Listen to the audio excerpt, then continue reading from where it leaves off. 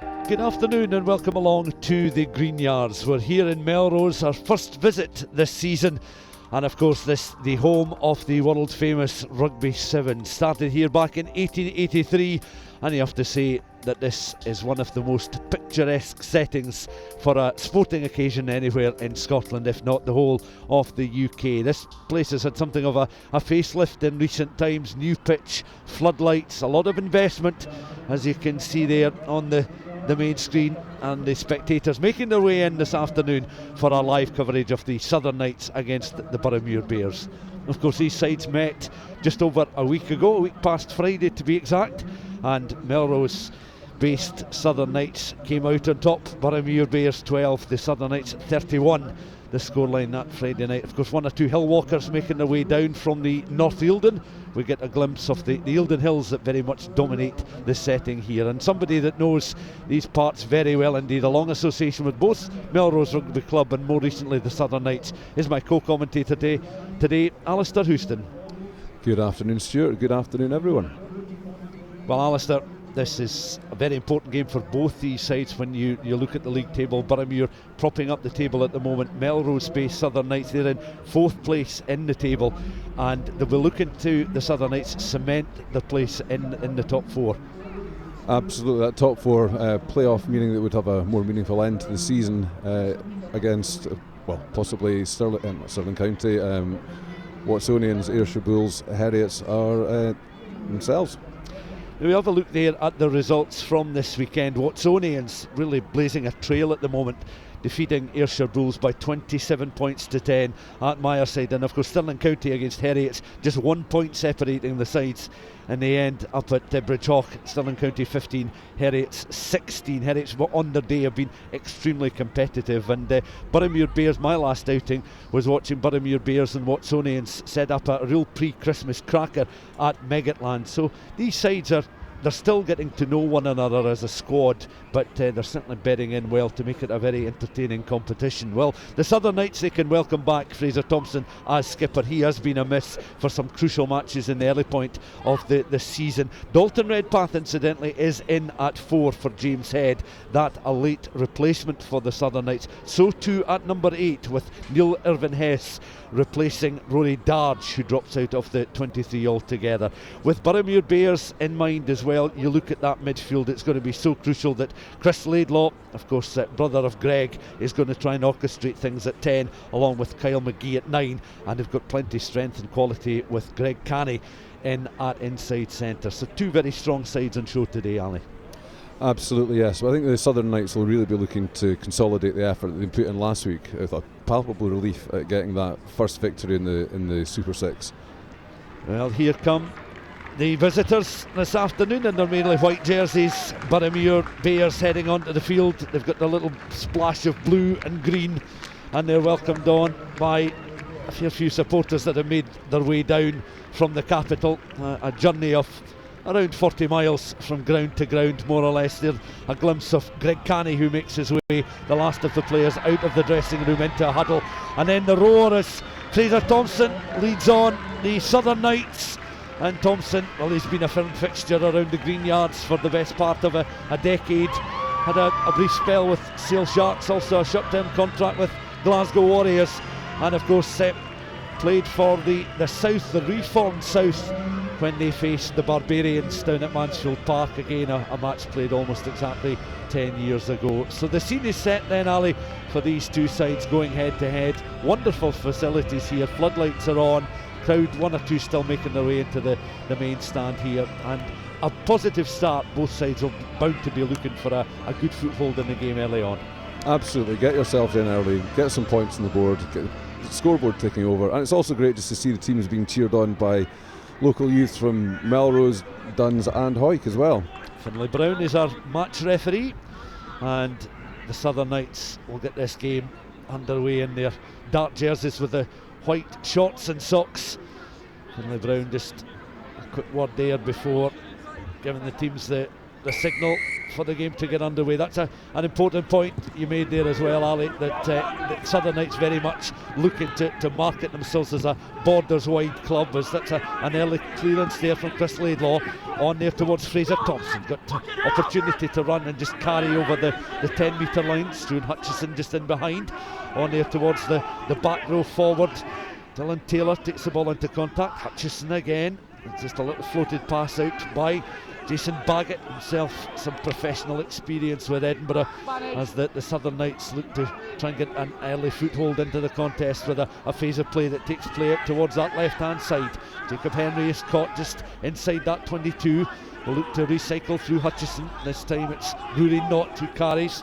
Knott and Dalton Redpath are going to be important figures there, not in the back row with Taylor and with Irvin Hess. And they're experienced players, those guys, both in set play line out and in broken play. But Boroughmuir not rolling away there, so the Southern Knights perhaps an early opportunity for points. As we spoke about, this is that chance to get the scoreboard ticking over early on, and Jason Baggett, when he's practicing pre-match, was in superb form, so I would hopefully expect him to land this one and get the Knights on the board.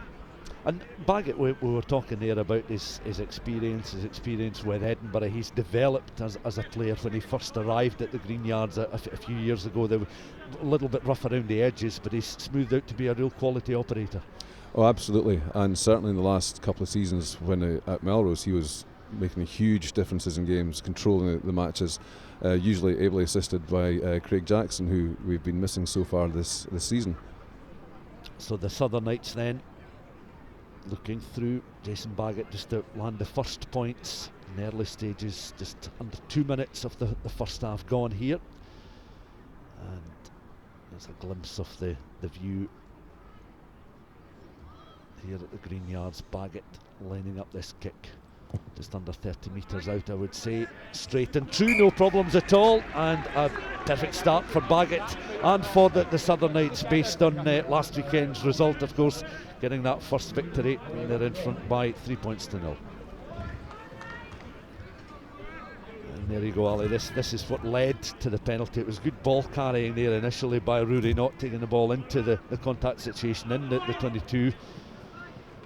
And the referee just signalling that the penalty was good, and Southern Knights in front. Ball carrier this time, late replacement, we mentioned Dalton Redpath, had a spell down the road at Hawick, about 18 miles from where we are just now.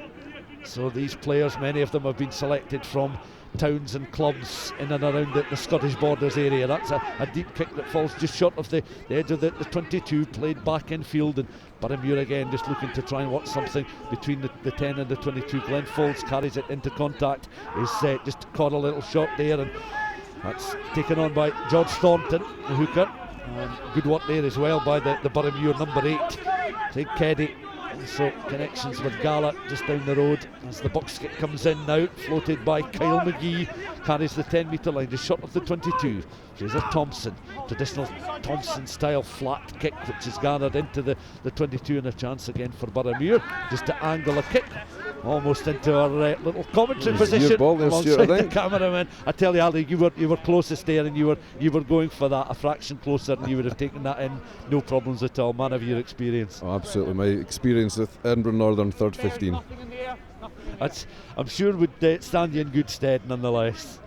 3 points to 0, the Southern Knights have the advantage. It's a throw-in now opportunity here for Russell Anderson. There he is in our picture, and that's one well. Irvin Hess again showing his quality in the set play as the Southern Knights have managed to guddle the ball back there towards Anderson. Stuart Hutchison in behind, clearly visible, tucked under the right arm of Anderson there. Hutchison calls for it, now feeds the ball inside centre. Taking on well there is Gavin Wood, again looking to cement his place in this Southern Knights squad, taken on this time in broken play by Russell Anderson, just short of that 22.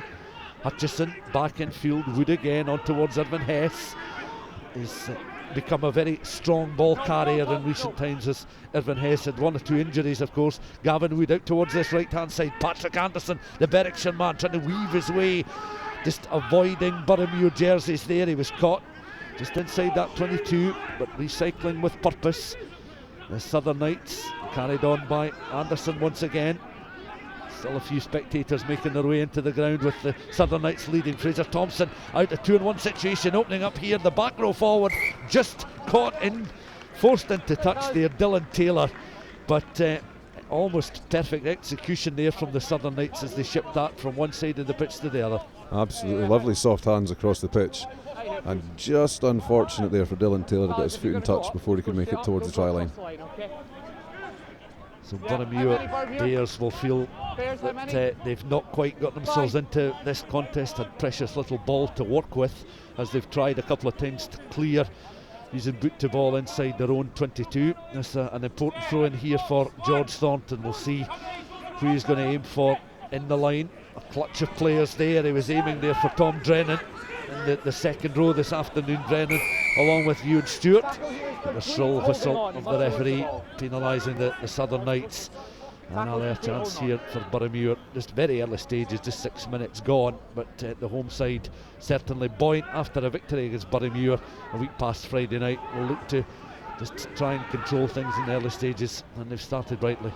And beautifully kept in there by Fraser Thompson as well to set up an attack in what should have been a throw in to Boroughmuir. Yeah, he's shown his footballing skills there, being able to trap the ball at close quarters with that touchline so close to where he was. As Rory Knott once again just dropping that left shoulder, taking it in, reverse there from Hutchison, stabbed through by Baggett, just trundles into touch. And again, Southern Knights just trying to pin back the Boroughmuir Bears inside that 22. No immediate opportunity for Boroughmuir to exit, and Southern Knights will feel that they want to take this territorial advantage and certainly make it count. Definitely, especially when you're spending this amount of time in your opposition 22. But Jason Baggett there showing confidence and an ability to change up the approach and attack to the game. Set play here then, almost a carbon copy of the earlier one, almost an overthrow there, but Boroughmuir were able just to get it just at the very back of the line, and that was Dan Winning, blank jersey, no number on the back, but he is the tight head prop, and that's prodded forward, bounces a couple of times on this perfect surface here. Anderson was scampering after it but couldn't stop it going into touch, so no immediate quick throw in there for Melrose, down just below our elevated position directly opposite the main stand. And the Southern Knights lead by 3 points to nil with 7.5 minutes off the first half gone. There was a wind alley just about 15-20 minutes before kickoff. It does seem to have dropped a little bit, and I think that's going to be important for the players as well as ourselves, slightly elevated above the pitch. Well, definitely. I mean, it's been freezing all day, it's fair to say. So I think with the wind dying down, hopefully it'll help with the ball handling skills. The players will not feel the pinch in their fingers quite so much. Irvin Hess once again doing very well in the line as Anderson goes in, and a little shunt on here. Boroughmuir looking for some reinforcements. Squealing round was Drennan to try and slow up this secondary drive.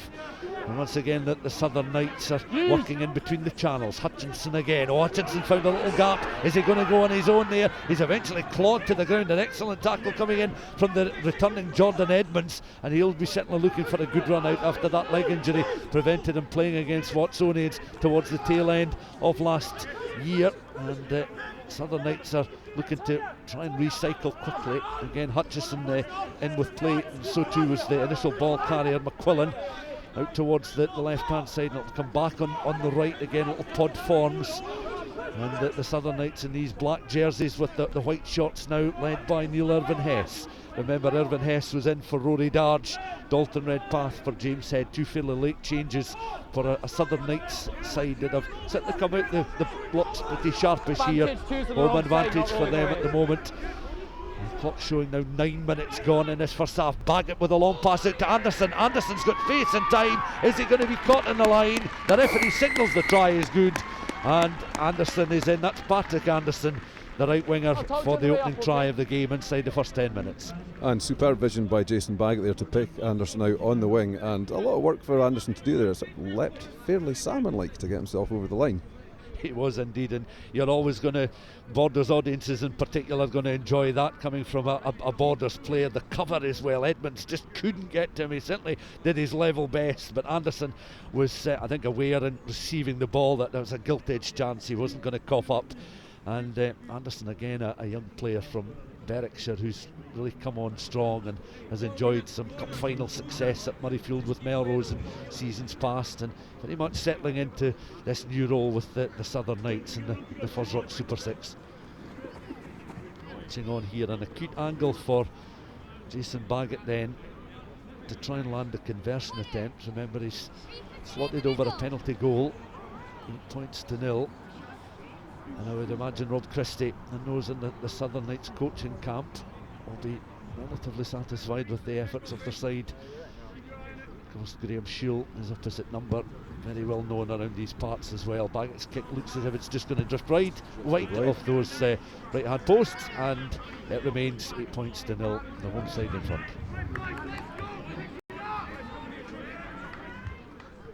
If you're on the Boroughmuir side, Greg Canny at the moment, what's going through your mind in terms of just trying to settle down? You've had precious little ball, you'll be looking for opportunities just to get a few phases and bring your backs and forwards in to the game, but they've been relatively quiet and only had defensive duties in their mind.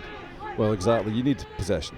The game's about possession here, and turn that into territory and furthermore into points. But at the moment, they're not clearing particularly effectively. Glenn Faulds, again, that wasn't a touch finder, allowing Southern Knights once more. Baggett was clattered after delivering the kick downfield. That's prodded forward again. Fraser Thompson is just on the end of it there as McGee's kick. McGee up to tackle Thompson as Russell Anderson is in play, and Patrick Anderson, the try scorer, taking the ball into contact. So too is Dylan Taylor, who's the open side starting flanker for the Southern Knights. Back now towards Hutchinson. Again, he's lining up the box kick. It's plenty of height and spin on the ball. That's an inviting one, and knocked forward there. Falls couldn't gather that cleanly, and the referee allowing the advantage to continue. Of course, the referee this afternoon for this game, Finlay Brown, across on that left hand side. Fraser Thompson making a real nuisance of himself. He's very much trying to get himself involved, playing a captain's part here, and looking for the Southern Knights to build on this early advantage through that Patrick Anderson try, converted by the standoff Jason Baggett, who also landed a penalty goal. Greg Canny, though, again, solid sevens exponent, enjoys coming down here for the Melrose Sevens tournaments, and he's carried that outside the 22. One goal, then the second draw feet. There was an advantage there for Boroughmuir, but once Canny was grounded, the referee just eventually penalising the Southern Knights there. Neil Irvin Hess, the last man up on his feet, but there a glimpse of the try scorer Patrick Anderson inside the opening 10 minutes. We've now played 12.5 minutes. That kick downfield is gathered, and again the Southern Knights are able to work something from Jenkins, who managed to win the ball cleanly. It's been punted forward, an opportunity now. McGee just feeds it back inside towards Canny. Flatter kick from Canny downfield. Southern Knights have got 4 players back inside their own half of the field just now, and they'll measure one on the angle, but that's going to spin back inside the 22 between the channels.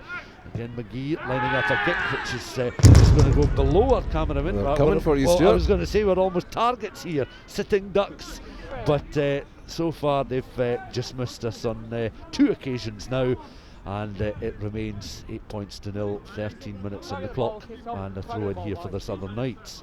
How many lads?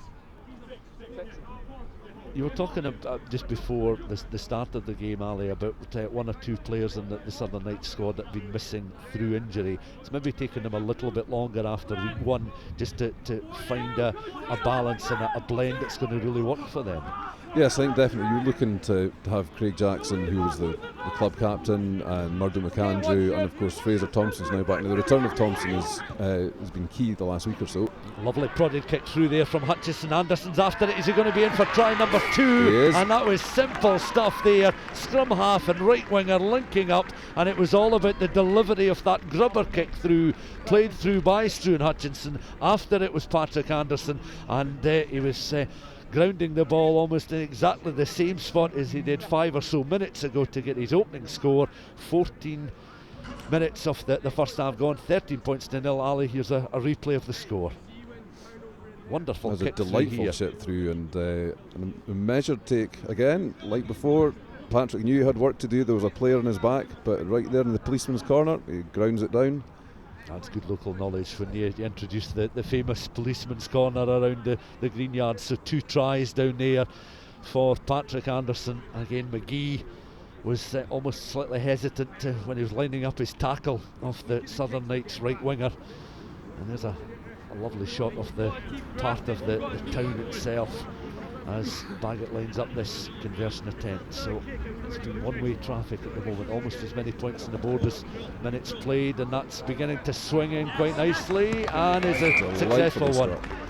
Beautiful kick there from Jason Bagot, and Melrose supporters watching on here. Many have come down from the club that are part of the National One League system as well. Some colours there, many Southern Knights colours on display, plenty of Boroughmuir Bears colours, also those that have made the journey down from the capital. And the Boroughmuir Bears got some work to do now, as again Anderson very much got his tail up at the moment, is feeding the ball in. Hutchinson back in field, that's Russell Anderson with a little pop pass, and the Southern Knights just carrying up towards the edge of the 10 metre line. Yes, some traditional yellow and black on display around the Greenyards this afternoon. There's also some reds there, Stuart, which I hope are a Duns contingent from the youth games earlier on. I'd imagine that there'll be quite a few up from Hawick as well. It was good to see that there was 3 local clubs and youngsters playing across the pitch, and I was speaking to a number of Duns parents and coaching staff, and again it's just over a half-hour drive for them, and they're a club very much looking to be on the up as well, and have used the experience of the likes of Peter Gallagher and David Douglas in the past to really elevate their position in the Scottish game. Here Boroughmuir Bears and the Southern Knights, just a little stoppage, and Russell Anderson receiving a little bit of treatment as the water carriers coming on, and I'm sure players will appreciate just a short break just now, but good to see a glimpse of the supporters in the main stand here, many of them wrapped up in various colours and hoods and scarves on. It's that kind of afternoon where if you're stationary you want to try and remain as warm as possible. I think, as we discussed earlier on, Stuart, the grass around the ground suggests that had we not had the current pitch that we have now, it could well have been frosted off. And also the floodlights and the quality of the floodlights, because we mentioned there just at the very start of the programme the investment that has gone into transforming the Greenyards, and one of the issues for many years was the discussion about the introduction of floodlights, but you know it's been almost essential to have them on from just before kick-off. Yes, I mean, you take games that we've had in the past which have been 2 p.m. kick-offs, and we've been really struggling to see the action at the end. So right now from the start it's clear as a bell. And the unusual sight of 4 shadows per player coming into play now. Absolutely.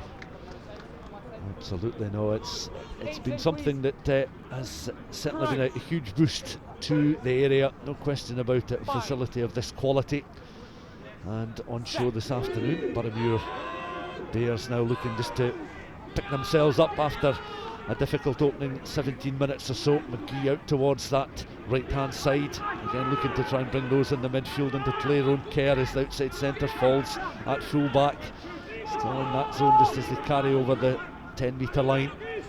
And looking to use Laidlaw's experience as well at fly half just to get them a foothold into the contest. Out towards this left hand side, Edmund carries up and just over the halfway line, should make the ball available to McGee, and does. On towards Laidlaw again, Canny has a little look, angles a cross-field kick, that's just going to sit and bounce in between 2 of the Southern Knights players, but the referee has brought play back for an earlier Southern Knights infringement, and Boroughmuir will now look at some territorial advantage here and begin to try and turn defence into attack as they look to try and get some points on the board. Of course, Graham Shield, we mentioned, they're part of the Boroughmuir Bears coaching staff, leading the team of coaches in this FOSROC Super6 opening season. I mean, he's very familiar around these parts, an ex-Melrosian, and of course a very competent player in his time. Well, ex-Scotland international, had a lot of success at Melrose here throughout the 1990s alongside the likes of Craig Chalmers and Brian Redpath. And of course well schooled by Jim Telfer, who was very much a firm fixture with the Melrose Rugby Club winning their first domestic championship recognised title back in 1990.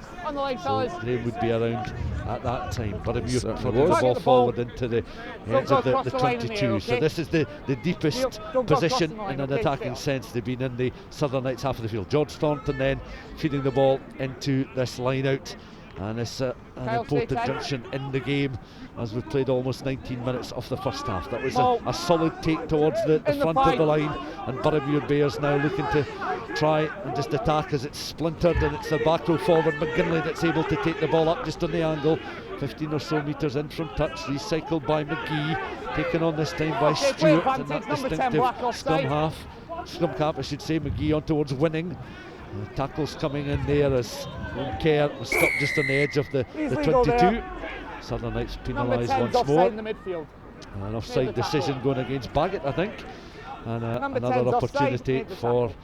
Boroughmuir, just to be interesting to see what they're up to Shot, do yeah, here. circled. They're going to go for the posts just to get some points on the board, as signalled by Laidlaw, the captain. I think Now at this we hear stage of the number game 10 that's a is made the sensible tackle. option, Stuart. There's still plenty of time for Boroughmuir to get back into it and get themselves up there.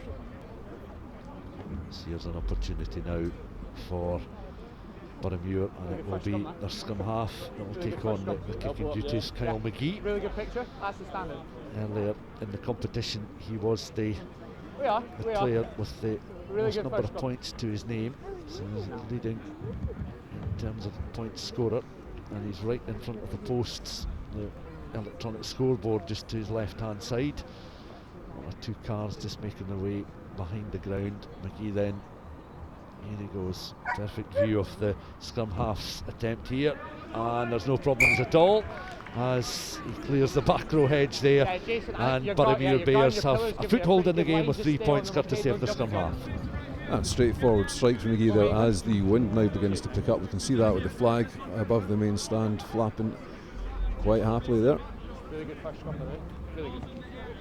Just after 20 past 2 on a Sunday afternoon here at the Greenyards in Melrose. There's an indication of the breeze around the ground at the moment as the yellow and black Melrose Rugby Club flag fluttering in that breeze. That kick will land more or less plumb on the 22 there as Carney's well again just plants the ball back.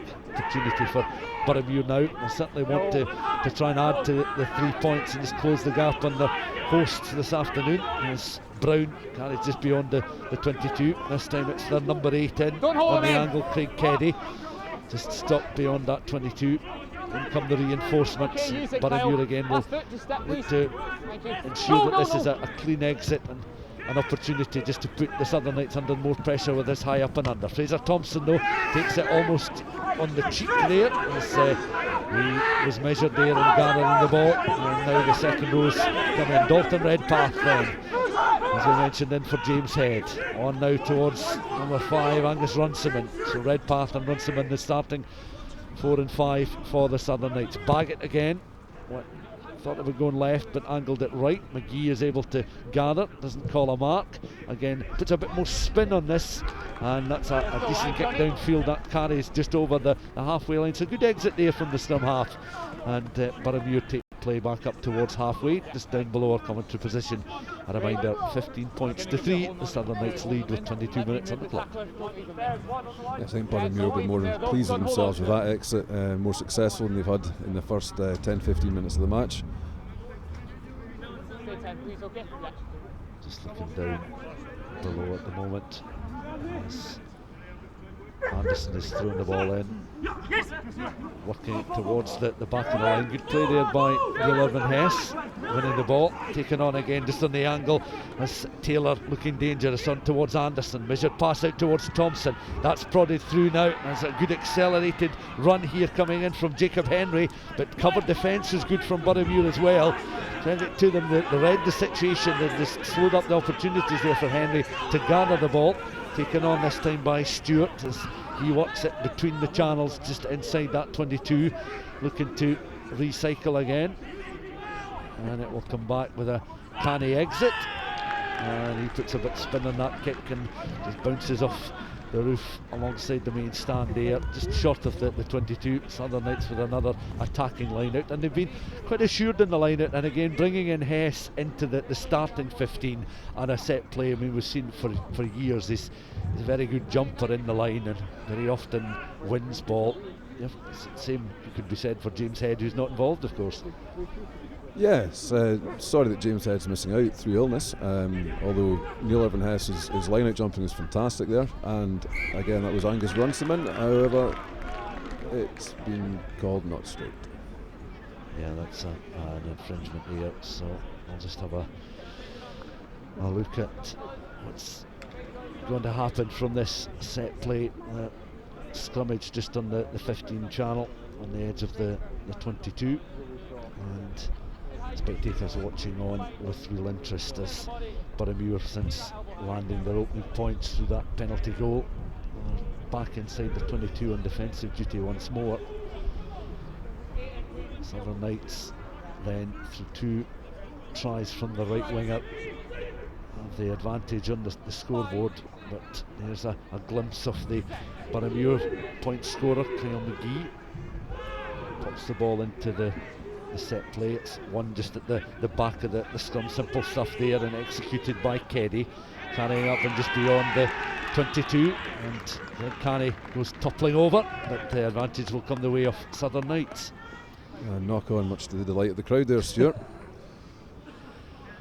I mean, the Southern Knights, obviously, as a brand, it's something that the local community, the wider Borders community, are getting to know and become familiar with as well. When you think that the other 5 sides they've got the association by name of a school or an existing club, so it's interesting just to see how in the long term it does pick up and build as a brand going forward. And you mentioned as well that it's not just going to be supporters from the immediate area around Melrose and Galashiels that will be coming on a weekend to watch the Southern Knights. They'll try and pull in crowds from the wider Border region. Well, it should be pointed out that if you look at the detailing on the strip itself, it contains the colours of the other Border teams, Stuart. So yeah, it's fully expected to be representational of the Borders region, and hopefully we can bed in and be successful in attracting fans and support from around about. Just having a look at the referee called the penalty there, and once more Baggett is going to line up a penalty goal attempt from just outside that 22, just to the left of centre. There's a replay of the decision called by Finlay Brown, and Baggett then ball on the tee. Long gone are the days, and you certainly would not be can you imagine a heel of a boot being used to hack into this surface, Alistair? I think you'd feel the heel of Dougie Little's boot if you tried that. I think you'd be probably banned for 5 years, and rightly so, on this surface. Short run up then for Baggett. There's a little look down at the ball, and then another clean strike, and that carries the full height of the posts, no problems at all. 18 points to 3 then. We approach the half-hour mark in the game, and the Southern Knights really starting where they left off last weekend. That victory by 31 points to 12 in the reverse fixture on the 10th of January, and they lead 18-3 at the moment. The Southern Knights certainly seem to have the shunt on in the scrum as well, Stuart. Even when they're going against the head, and Boroughmuir are winning their own scrums, but they're being pushed back by the Southern Knights at that time. And that's one well. Good work then, Hutchison, taken on there by Russell Anderson.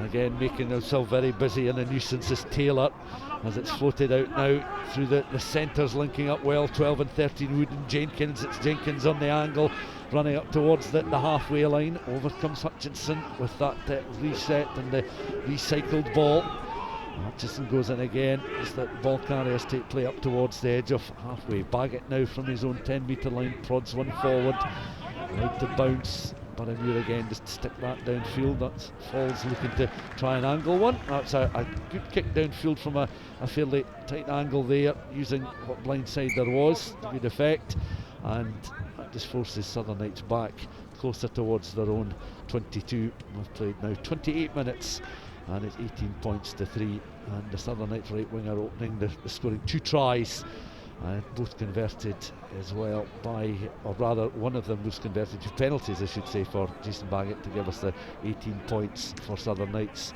and McGee with 3 for Boroughmuir. Throw in then, bit of movement in the line. Once more it's Gillivan Hess, and he had to arch his back to gather the ball in there, but this should be made available and playable for the Southern Knights. The box kick from Hutchinson this time, and that's down close towards the touchline. Boroughmuir now have it with their fullback Glenn Folds. He's tackled, but he's able to offload towards Canny. Opportunity here down this left hand side, perhaps, as the ball's taken again into contact by Edmonds. He plants it back, McGee in support, Laidlaw then feeds the ball in once more, looking back as a battering ram there is Dan Winning. The tight head drop back towards Laidlaw. Canny again has a little look up towards the edge of the halfway line. McGee goes in once again, is forced backwards there. The offload though was again finding Megatland men looking to just try and work something as they come through the midfield once more. Little delayed pass there, or the option of a pass there from Kerr as he carries the ball up over the halfway line, but the referee bringing play back for an earlier infringement. And we've now reached 29.5 minutes of this first half, with the Southern Knights leading by 18 points to 3.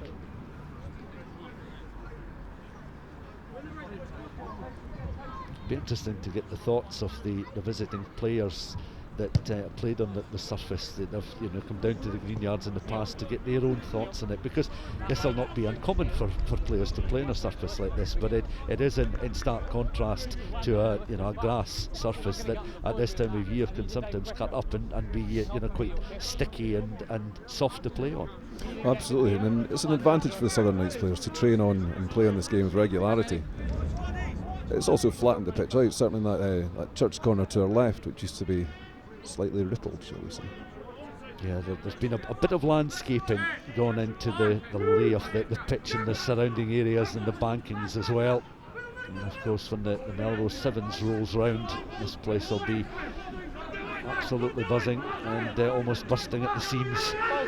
And this is Super 6 action on a chilly Sunday afternoon at the Greenyards in Melrose. The Southern Knights in control of the contest at the moment, but Ewan Stewart of Boroughmuir looking just to change all that with a carry, and it's taken on this time by Gregor Brown on the edge of the 22. McGee goes in once again, has a look towards his right hand side at the options made available. A little pod almost forming there as Stewart was just behind the ball carrier to try and support a second row forward in position. It comes back towards Laidlaw, and clattered into there was Greg Canny as the Southern Knights look for opportunities perhaps for turnover, but Boroughmuir just secure and keep possession in that zone between the 10 and 22, 15 metres in from the stand side. Laidlaw spins a pass out there, and that was a difficult one for Drennan to gather. Southern Knights with the interception. Good carry here by Rory Knott in the back row, along with Irvin Hess at number 8 and Dylan Taylor at 7. Knock on, no. Boroughmuir knocking the ball forward, so the referee brings play back.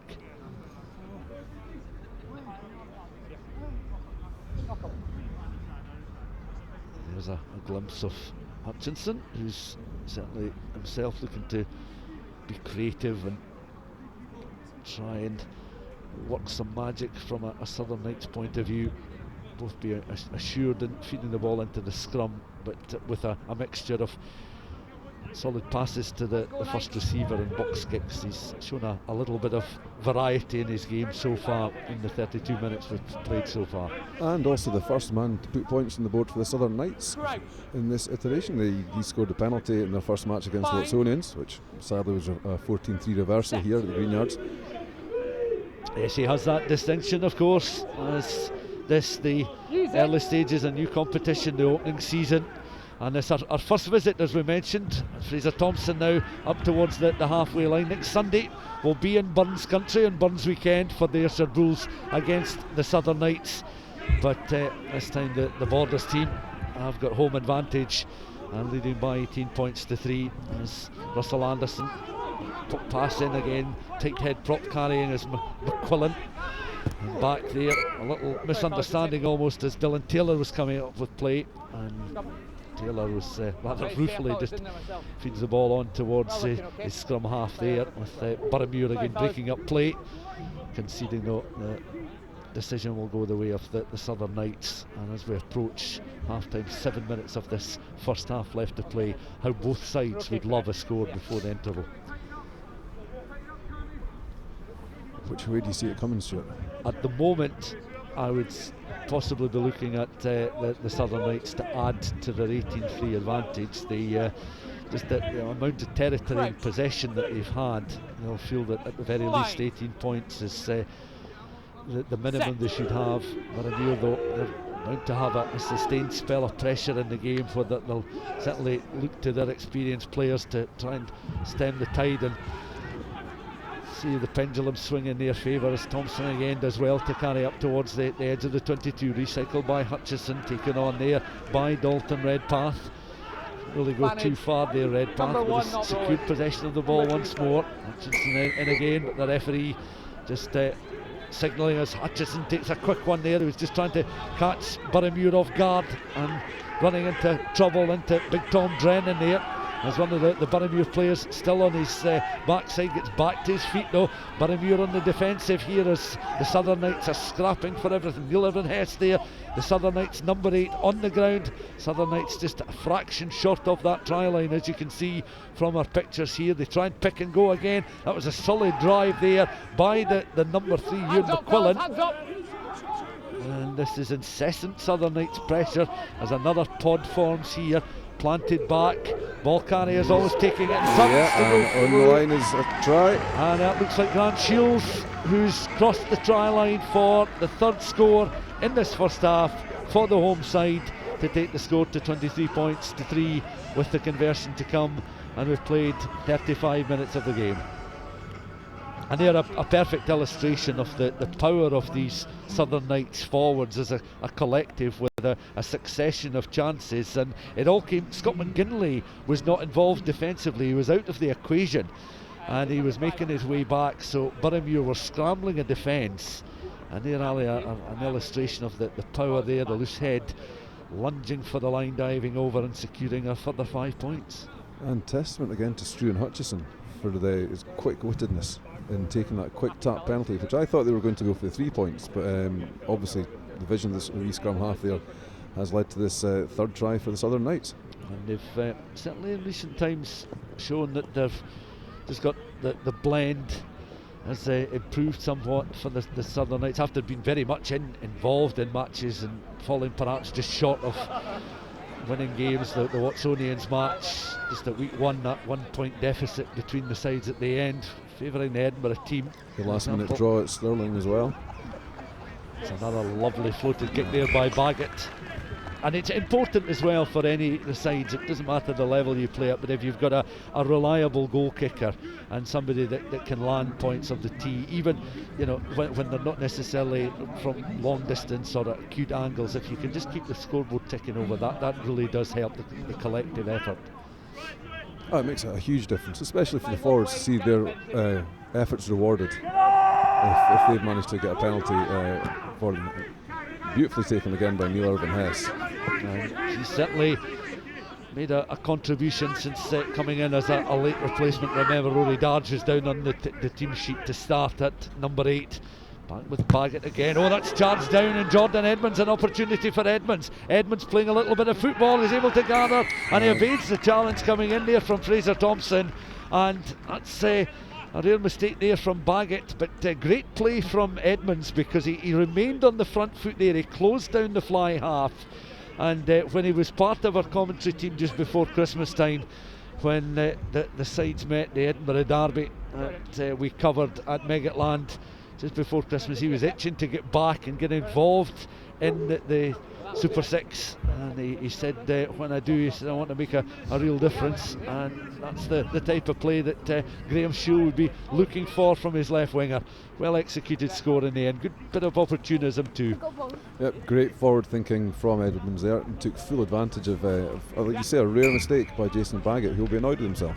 McGee makes no mistake there, good conversion as well. Again, another example of a very solid player off the tee that can very much keep teams like Boroughmuir Bears in a contest if they've not had a great deal of territory and ball to work with. But that just changes the complexion of the scoreline as we head towards the interval. 25 points to 10. There's our replay again from the camera down sort of pitch side. Fraser Thompson had very little pitch to work with there. That did favour Edmonds, but he had to read the bounce of the ball, and his weighted kick was just enough to secure the score. Canny then from the restart up against the tight head prop, the burly figure of McQuillan. Boroughmuir again out towards this left hand side, again looking to try and carry with some purpose as they take it over that 22 back towards McGee. Lines up a box kick again, plenty of height in the box to allow Edmonds to challenge there. Comes off the chest and again almost the chin there of Fraser the face Thompson. again of Fraser Thompson. Yeah, he's almost rubbing his chin as he tries to get himself back on his feet there. But I don't think there's been any harm done to such a hugely experienced campaigner and a much loved figure around the Greenyards. We mentioned those that are supporters of both the Southern Knights and of course of Melrose, but yeah, that took that full in the face. It also answers the question: can it be a knock on if it's off the face? Yes, it is. It's off the face because I don't think there was the face then the hands. I think it was pretty much full on the face, and it was knocked forward. So as a consequence, now we've got a set play with McGee looking to feed the ball into the scrum. There's the back of Laidlaw watching on. Chris Laidlaw, the skipper of Boroughmuir Bears, and in the picture now the two scrum halves either side of our match referee Finlay Brown. I'd imagine that both these sides will look at the strength and depth that they have on the bench, and with an hour of the game gone, we'll see one or two players coming off the bench just to try and either secure the win or bring the opposing team very much back into the contest, as is the case with Boroughmuir at the moment. So the hooter has sounded. We've played the first 40 minutes. This surely then the last set play of the first half, as the referee has a glance at his own watch, and McGee squats down, feeds the ball in towards the scrum. Just waits momentarily.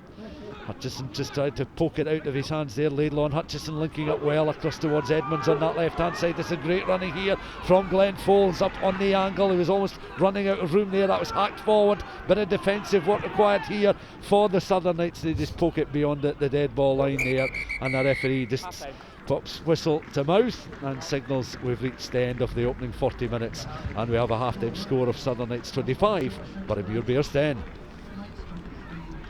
Very entertaining opening 40 then, Ali.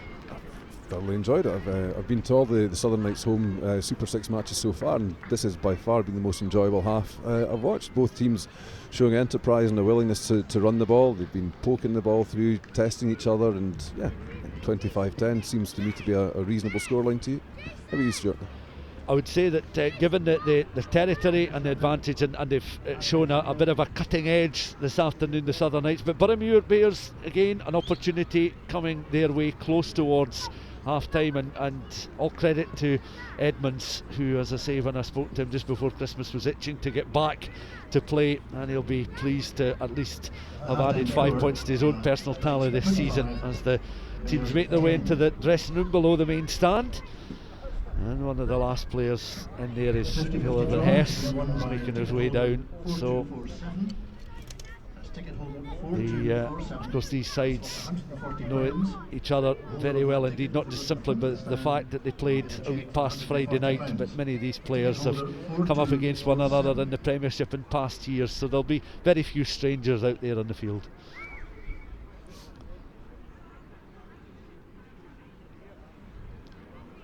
So looking back on the action in the first half, Hutchison on towards Baggett, plenty of room for the man in the right wing, a lovely score as well. Trying to close him down there was the aforementioned Edmonds, but he straightened up and he was able to ground that perfectly. Great start. And that was important for Southern Knights to get a foothold in the game. Either side, same would apply for Boroughmuir. When you're at home, there's sometimes maybe a little bit more pressure, and again Hutchison, lovely kick through. And what about this for a piece of running here as well, Ali, for the second score. It's the calmness under pressure, knowing that there's a player in your back to take the time to stoop, pick the ball up and get it over the line. No, don't panic. And again McGee Really was well after done there him. by Patrick. So Anderson, 2 scores there, again prodded through nicely. And again there, you often see that players under that sort of pressure can sometimes inadvertently knock the ball forward, and McGee just couldn't stop him from scoring. And this, again, an illustration this time of the power of the pack, as a loose head eventually picks up and finishes off there. That was good work by Grant Shields. Definitely, and just rewards for the forwards to get a try of their own as well. You don't want to just give all the credit to the backs now, do you, Stuart? No, well, I know one or two forwards that are now well-known broadcasters that would insist that it's all about the forwards, and the backs are very much fringe players in such a contest. But here was a rare mistake from Jason Baggett close towards half-time. The raised forearms there of Edmonds. Again, that was a crucial little touch on his left foot just to prod the ball beyond the line, and it was just a case of securing a solid grounding. And you can see him glancing to his right-hand side. Fraser Thompson was closing down, but no room for Thompson there to stop him. I think it's also worth pointing out the skill of Edmonds himself there to control the ball, because that's another one that could easily come off his shin and go over the dead ball line, but he controlled it beautifully, got there ahead of Thompson and got a try that wasn't looking particularly likely at that point for Boroughmuir Bears, so they'll take heart from that. And when you're attacking, you always want a bigger in-goal area than that. When you know that you've got to put a little bit of purchase on the ball, just as you say, you don't want to overcompensate and kick it too hard and it goes dead and the try opportunity goes a begging. But there you can see that means a lot there to the Boroughmuir players. 25 points to 10, the half-time scoreline. So of course the Southern Knights were at the Greenyards this afternoon, and they're coached by someone who knows these players and this part of the country very well indeed. It is of course Rob Christie.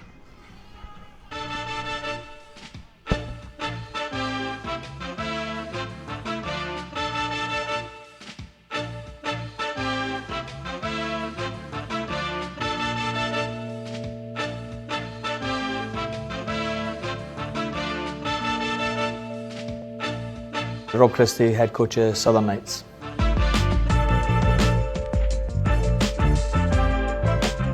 As a young kid, I was always involved in sport. I loved sport. Actually, tennis was my kind of first game up until I was 16, and then I kind of had to make a decision: was it tennis or was it rugby? And ultimately, coming originally from Hawick, rugby was the game, and I enjoyed playing with my friends and everything. So when I eventually retired and finished playing, Mike Dalgetty spoke to me and says, "Look, we'd be quite keen for you to stay involved if you would."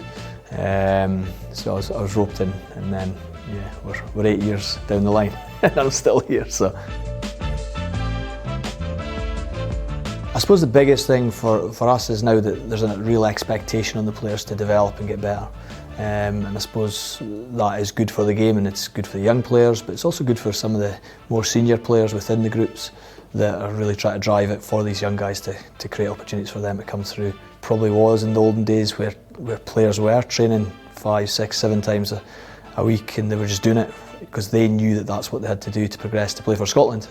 So I think that's one of probably the best things about Super 6. It has now put a real expectation on players now to do more and hopefully improve themselves to be able to play at a higher level. We felt that if we were to be the franchise within this area, that we'd like to try and open the doors and create opportunities for other players, and young players especially, that have got aspirations to progress the rugby. So some guys were offered contracts or spoken to. Some took it, some didn't. But hopefully moving forward, you'll see more and more young guys that have got aspirations and that have done well for their clubs be able to progress through the Southern Knights. Ultimately, we've always, as a club, or a Melrose Rugby Club, we've always wanted to be at the top end of the club game. We feel that we work hard to produce our own players and provide a platform for players to come in and progress. So we work hard in creating a pathway for our players. And I suppose the biggest thing that we kind of talked about was making sure that there was still that pathway internally within the club, but then how do we extend outwards and create opportunities for players that are playing at Hawick, Jed, Selkirk, Kelso, and any other border teams especially, to if they wanted and if that was their goal, to come in here and progress through. We're very, very fortunate, we've got an international pitch out there now. All the players at Melrose and the Southern Knights are very, very fortunate, from the youth right up through the whole club now. and Southern Knights, which is trying to expand out a little bit. So training is obviously brilliant. We do our reviews now, with previews, and then we're straight onto a 3G pitch, and it doesn't matter whether it's raining or whether it's windy. You know, we can produce a really quite purposeful and meaningful session, which obviously helps with preparations moving into games.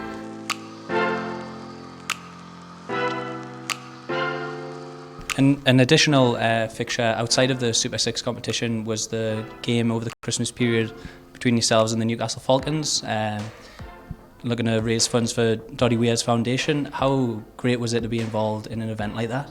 Yeah, look, it was an honour to be involved in it, if I'm being honest. Obviously, Doddy's got the trophy with Scotland and Wales named after him, and now he's got this trophy named after him as well. So it's a fixture that's going to continue annually, which is great. And it's something that the players were very excited to be involved in and felt honoured as well. And it was quite an emotional day, you know. 6,000 people clapping Doddy when he's standing there having a pint was pretty surreal in the middle of a game, but it was great. It was a tough game, you know, very challenging. The boys gave a good account of themselves, but they were pretty clinical as well. But again, it's something that's hopefully the Super 6 competition and Southern Knights can really build upon and grow. As I said, it's going to be an annual fixture now, and it was great to be able to support Doddy in that way as well. So yeah, it was great. You guys getting your first win on Friday night. How do you think that'll propel you guys heading into the back end of the season? Oh, look, you're hoping it's going to give us a little bit of a momentum, but we've taken a bit of time to settle as a squad. We've been a little bit unlucky in relation to losing some senior players, but we're not going to use that as an excuse. Some of the guys that have stepped up have shown up really well, some young guys especially, and they've been given an opportunity now to put their best foot forward. We have got a really competitive and quite happy squad that are all working and pulling in the same direction, and I suppose there's a lot of motivation now to really get better, because you know, we want to be up there, we want to be trying to win games, but ultimately we've got to understand the processes that we've got to go through to get to where we want to get to. So yeah, look, it was great to get a result on Friday night, but we've been very honest. The boys have been reviewing the game within their groups, and you know, there's a lot of good information coming through and accurate information, which is great, because ultimately it's these guys that are playing the game. So now they're determined to get better, and that's the main thing.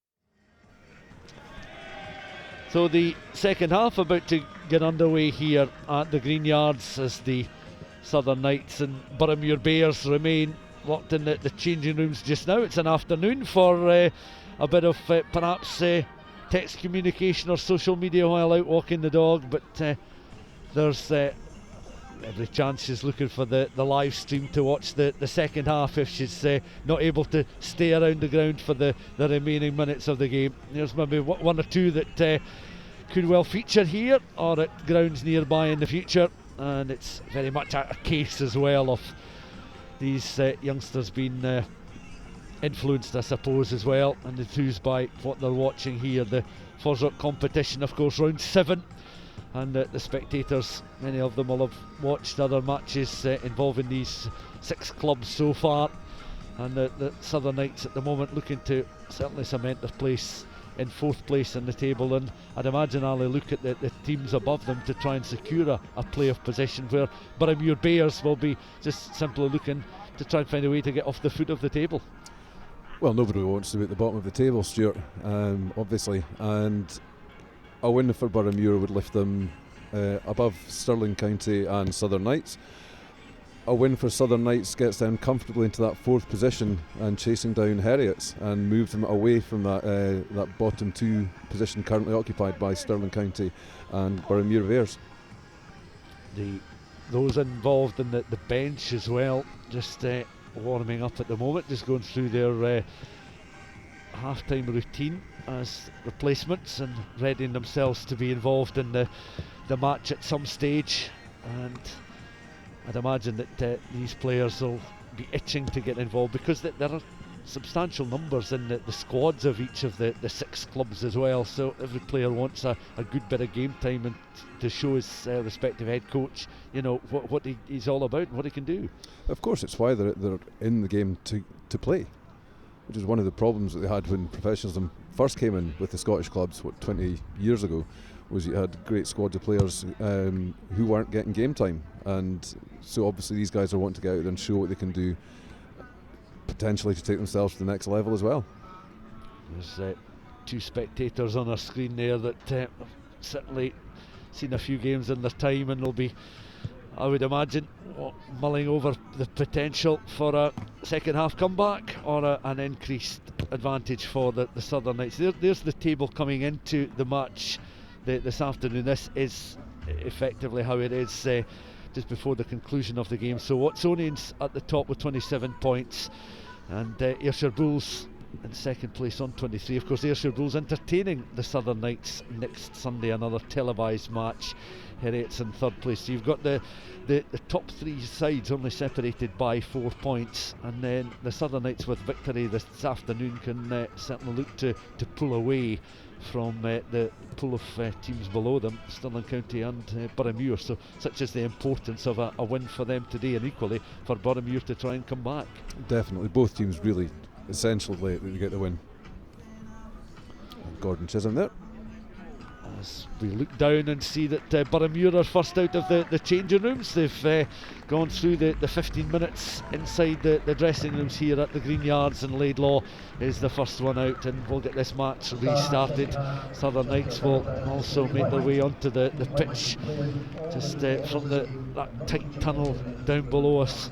Plenty of history around this place as well, with so many visiting teams in the past, but this is a new period in the history for the town and for the sport of rugby union as well. And when you've got the St Mary's Abbey nearby, dating back to 1136, and the Eildon Hills as well, just in the background of the Greenyards, you've so much history around this place.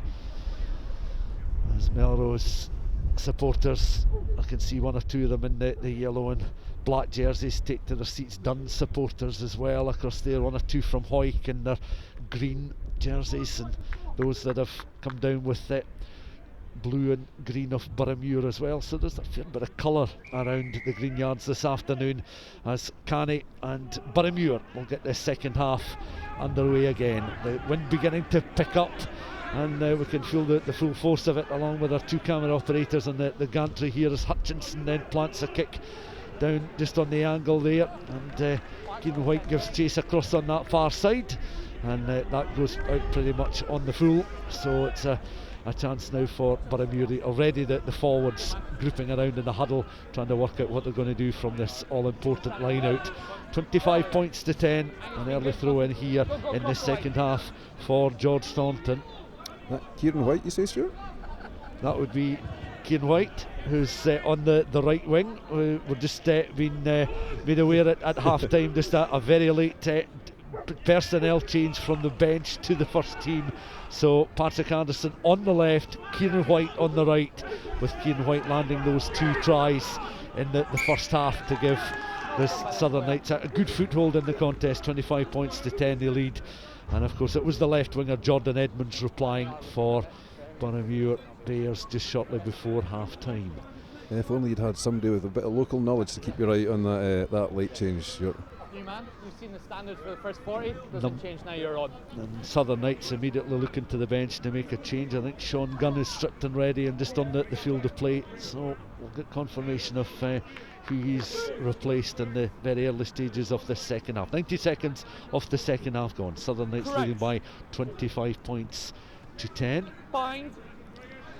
And a scrum just on the edge of the 10 metre line. Nearest Hutchinson in your picture, and he works his way back There's a good illustration of the quality of the surface for these players on a Sunday afternoon in January. That's prodded downfield there. Well, it's not knocked forward. Edmonds did very well indeed just to control that ball in the air, and then he runs into trouble in the form of Joseph Jenkins in between the 10 and the 22 again. The ball carriers now for Boroughmuir looking to try and straighten up, and they do very nicely indeed as the tackle comes in there on number 4 Ewan Stewart as Irvin Hess took all his power to slow him down, but Boroughmuir have got a head of steam up here, and good work from Scott McGinley on that left hand side. They carry up towards the 10 metre line. McGee in looking to try and recycle as it's popped once more on towards the second row forward. Stewart trying to be a real menace in the second period. McGee on towards Laidlaw, on now towards Folds, who's caught just on the edge of halfway. McGee back in towards the left hand side, and this time winning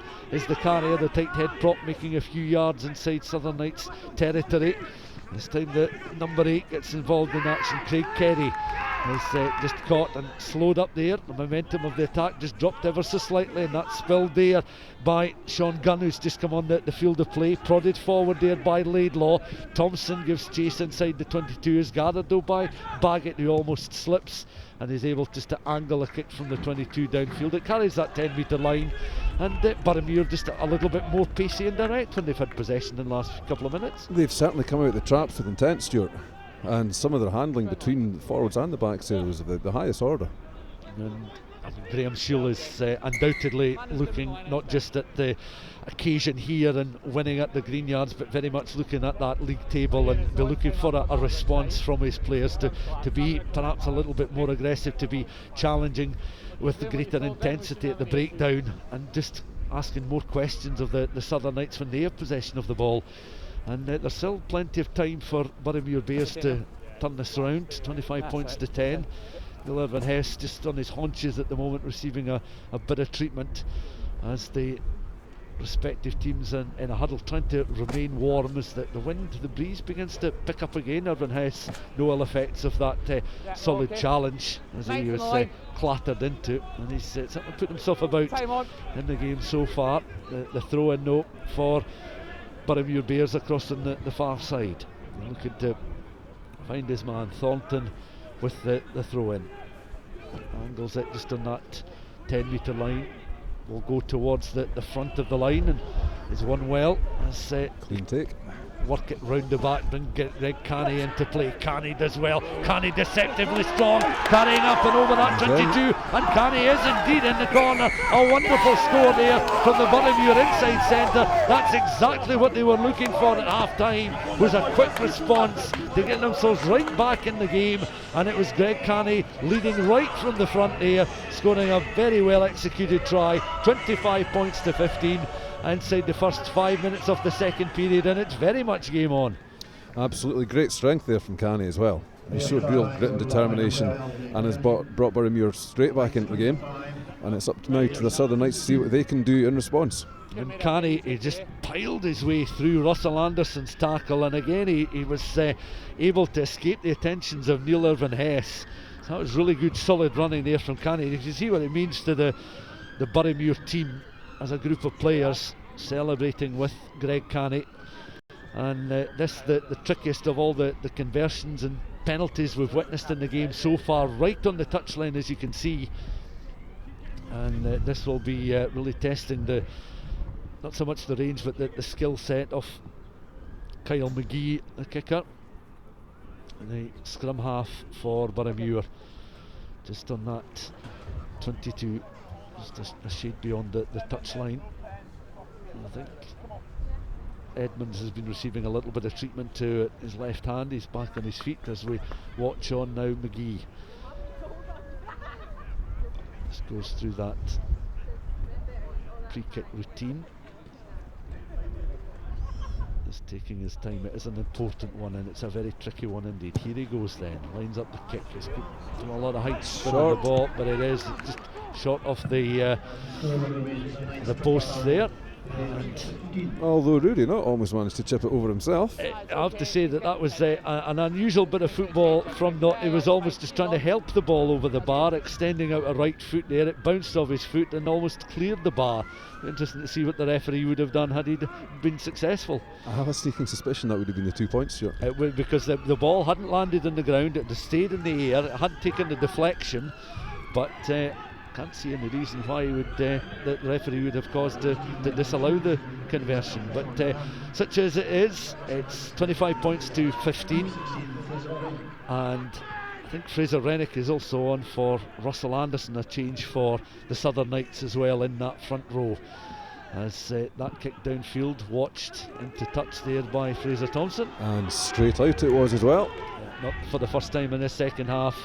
A ball going straight into touch, but this time the Southern Knights are going to be the beneficiaries, just on the edge of the 22, and the early opportunity then for Rennick to throw the ball in to the line out, just on the edge of the 22. There's an illustration of the spectators in the ground, many of them wearing the bobble hats and the scarves, as we have to as well, in a more exposed position. Irvin Hess winning the ball well, and he was high and he had to just lean backwards there at full tilt to get the ball, control it. Now the drive is assured here as the Southern Knights begin to go once more. A secondary drive on here in between the two channels begins to break up a little bit, but the Southern Knights clearly themselves looking for a response. That's taken well there inside centre, working hard. Gavin Wood into contact, barged backwards, and Boroughmuir forcing him right back to beyond that 22, but they still have possession of the ball, the Southern Knights. Rory not on the angle, tries just to control the ball as Hutchison goes in. Did he knock the ball forward there? He was scrambling and leaning forward and reaching out for the ball. Nevertheless, it comes back, it's turnover. It's Canny now just angling a spinning kick, gathered in by Fraser Thompson. Thompson then, delicate kick from the side of the right boot. McGee is underneath it, he calls the mark, and Boroughmuir just weathering that little storm there, but just showing defensively the strength, forcing Gavin Wood and forcing the Southern Knights back on their heels there from a very attacking position inside the 22, right back to beyond that 22 metre line. A chance for them now to clear through McGee, right footed downfield on the angle, but a spin on the ball will get up towards that 10 metre line. No problems in finding touch, and Southern Knights will throw the ball in to the line out across on that far side, almost directly opposite our commentary position. Mike Dalgetty just in the background, watching on with a great deal of interest in how the Southern Knights will fare in this second period, as Rennick then feeding the ball in to the line, watching on again once more. Irvin Hess doing supremely well in the line out as the backs now looking to come in and try and challenge and show a dangerous edge to them. Good work there by Dalton Redpath again in the second row. Head on towards Baggett. Thompson now out towards this left hand side. Anderson taking it on. Anderson with a great deal of power, direct running up there. Patrick Anderson is caught though, but it's recycled again, and Not burrowing his way up towards that try line. Wonderful work there from the back row forward. The blindside flanker doing exceptionally well indeed. This Boroughmuir Bears defence is certainly stretched just at the moment, but again the momentum has dropped somewhat as Hutchinson again finds Baggett. Baggett then plants a cross-field kick underneath it there, but not able just to quite lean and gather the ball in for the score. Was Neil Irvin Hess, but Baggett was aware that was in effect was free ball when he lined up that cross-field kick, and the Southern Knights will come back for a second attempt to try and land try number 4. Just looking down there, I think Craig Keddy may well have been the Boroughmuir player that was penalised, which has led to the Southern Knights having another crack at this. They will pop this into the corner and line up another throw in just down to what is our left hand side here. Okay, thanks Johnny. On the line please, Bears. Weights on the floor, no side edge to the floor. Separating these sides with 10 and a half minutes to be exact of this second half gone. Rennick then again with a throw in for the Southern Knights. Carries on towards the back of the line this time. Rennick then joins in the drive. Ball hasn't quite made its way back to the replacement hooker, but the drive looks good. Have they grounded the ball cleanly? They have indeed. No problems at all there, no spillages, and the Southern Knights have try number 4 to take them to the 30-point mark, and quite the response there. Fraser Rennick making a real contribution since coming on to the field of play just a few minutes earlier in that front row in place of Russell Anderson, and what a way to respond to that Boroughmuir score from Canny. Absolutely, I think not only that, but it brings up the bonus point, so hopefully the Southern Knights kick on, win the game. That would give them 5 points and take them 7 clear in the table of Boroughmuir Bears, but the match is far from over yet, Stuart. That's the very interesting thing about the competition so far, that there've been 1 or 2 rather one-sided games, but in the most part they've been very, very competitive contests, and they've been close run things, hard to call.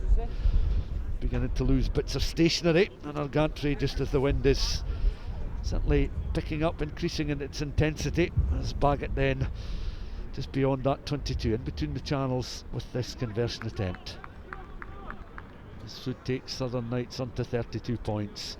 Here he goes then, beginning to drift in. It just sneaks in that right hand post, and Baggett has landed a further 2 points, and he's had a very productive afternoon. He'll still be frustrated with that Jordan Edmonds charge down. Other than that, it's been very accomplished indeed. And is that the changes made? Dolakutu, Messi Dolakutu has come on in the front row as well. We got a glimpse of him in a picture there for George Thornton, so a replacement there he is, and he's been watching on this 52 minutes, but an opportunity for him now to show what he's all about in the closing stages. And of course Johnny Matthews is a very accomplished Boroughmuir matches in recent times as well. Of course part of the Glasgow Warriors set up as a professional player. Matthews a very good sevens player himself. The box kick ahead there just drifts into touch, and the wind is going to certainly play a factor in how these sides are going to use box kicks and clearances from hand in the second half, because there has been a noticeable increase in the last few minutes, Alan. Yeah, and it definitely favours the Southern Knights given the direction of the wind. Going back to that conversion, Jason Baggett really just nudged that in beautifully, judged the strength of the wind to help the ball over the bar. A player that has certainly improved in recent times, and his game has developed quite nicely, as here is now a throw in for Boroughmuir. Dolakutu then tries to angle it towards the front of the line, didn't look too straight from here. The referee is signalling it was squint, and I think that's the wind in action right there, Stuart. Yeah, I'll have to give them the benefit of the doubt that he was going short towards the front of the line, but even in doing that, we could feel that, a strong gust at the point of the throw and the execution of the throw. So that it doesn't just put doubt in the minds of those kicking, but also those throwing the ball in at set play. Another stoppage, one of the Southern Knights players down, just receiving a little bit of treatment. Here's a replay there, and he was certainly aiming at the front of the line for Craig Keddy. Keddy rather ruefully looks on towards the referee, as that was signalled as a squint throw.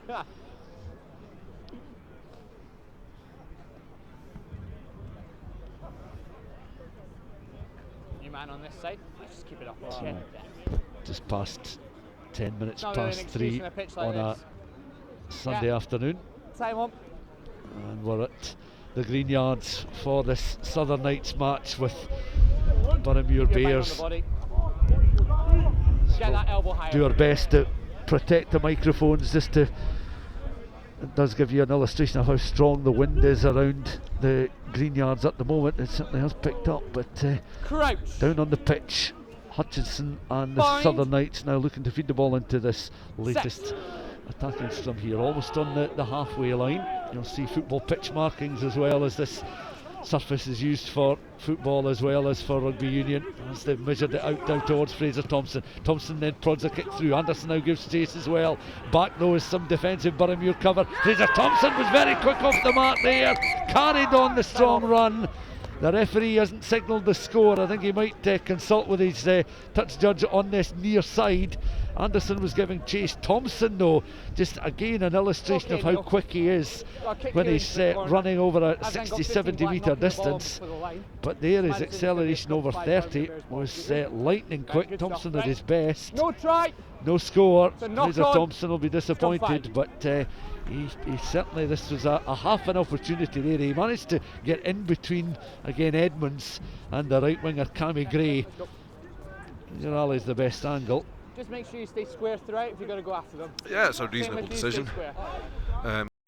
Patrick Anderson will be disappointed he didn't actually get his try as well.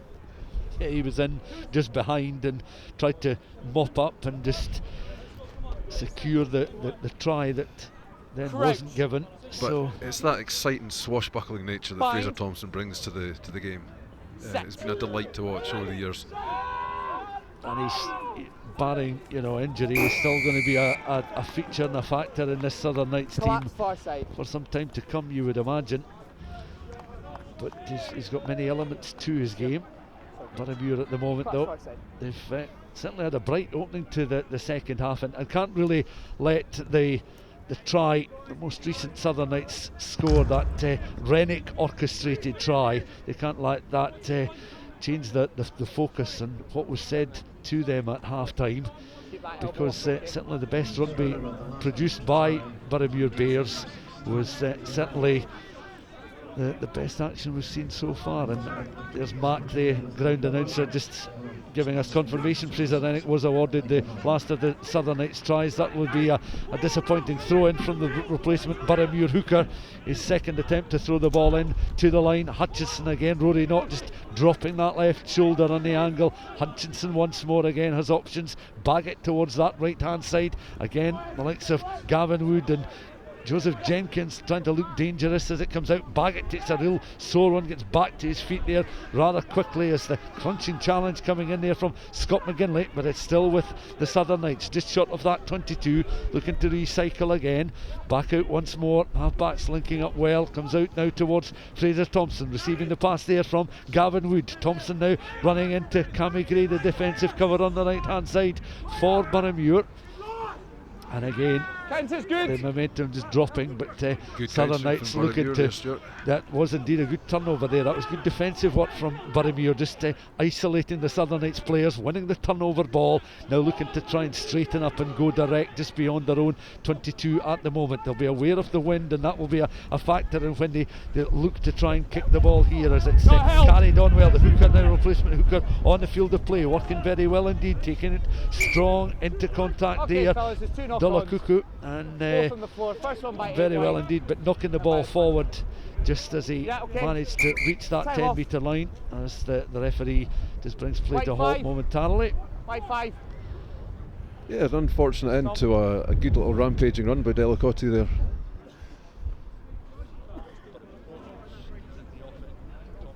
Okay, I'll have a look. I'll just get a glimpse of it here. Again, a perfect illustration of Delacote there coming onto the ball, accelerating with pace, taking a few Southern Knights players with him, and just the move coming to nothing beyond that 10 metre line. But more of that sort of directness from Boroughmuir will certainly be what their supporters and Graham Shaw will be looking for as part of the game plan to get them back closer to perhaps turning the tables on Southern Knights. But now at this stage in the game, you think if they were to manage to do that with 23 minutes to go, it's a tall order against a Southern Knights side that have certainly been very dangerous. Irvin Hess taking the ball into contact. They've been a bit more clinical in this game than perhaps in previous weeks, and that has certainly been the difference. But Boroughmuir winning that little battle there from the breakdown again.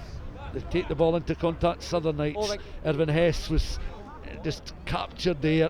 He was enclosed and could not release possession of the ball. Laidlaw quick to plant this one downfield and see if Boroughmuir can make some inroads into Southern Knights territory. That Strickser branch just to our right hand side, but has carried halfway, and Boroughmuir will now take their time over the tactics used here for this throw in, and Delacote will want to be accurate on this occasion. This is third throw since coming on to the field of play in place of George Thornton.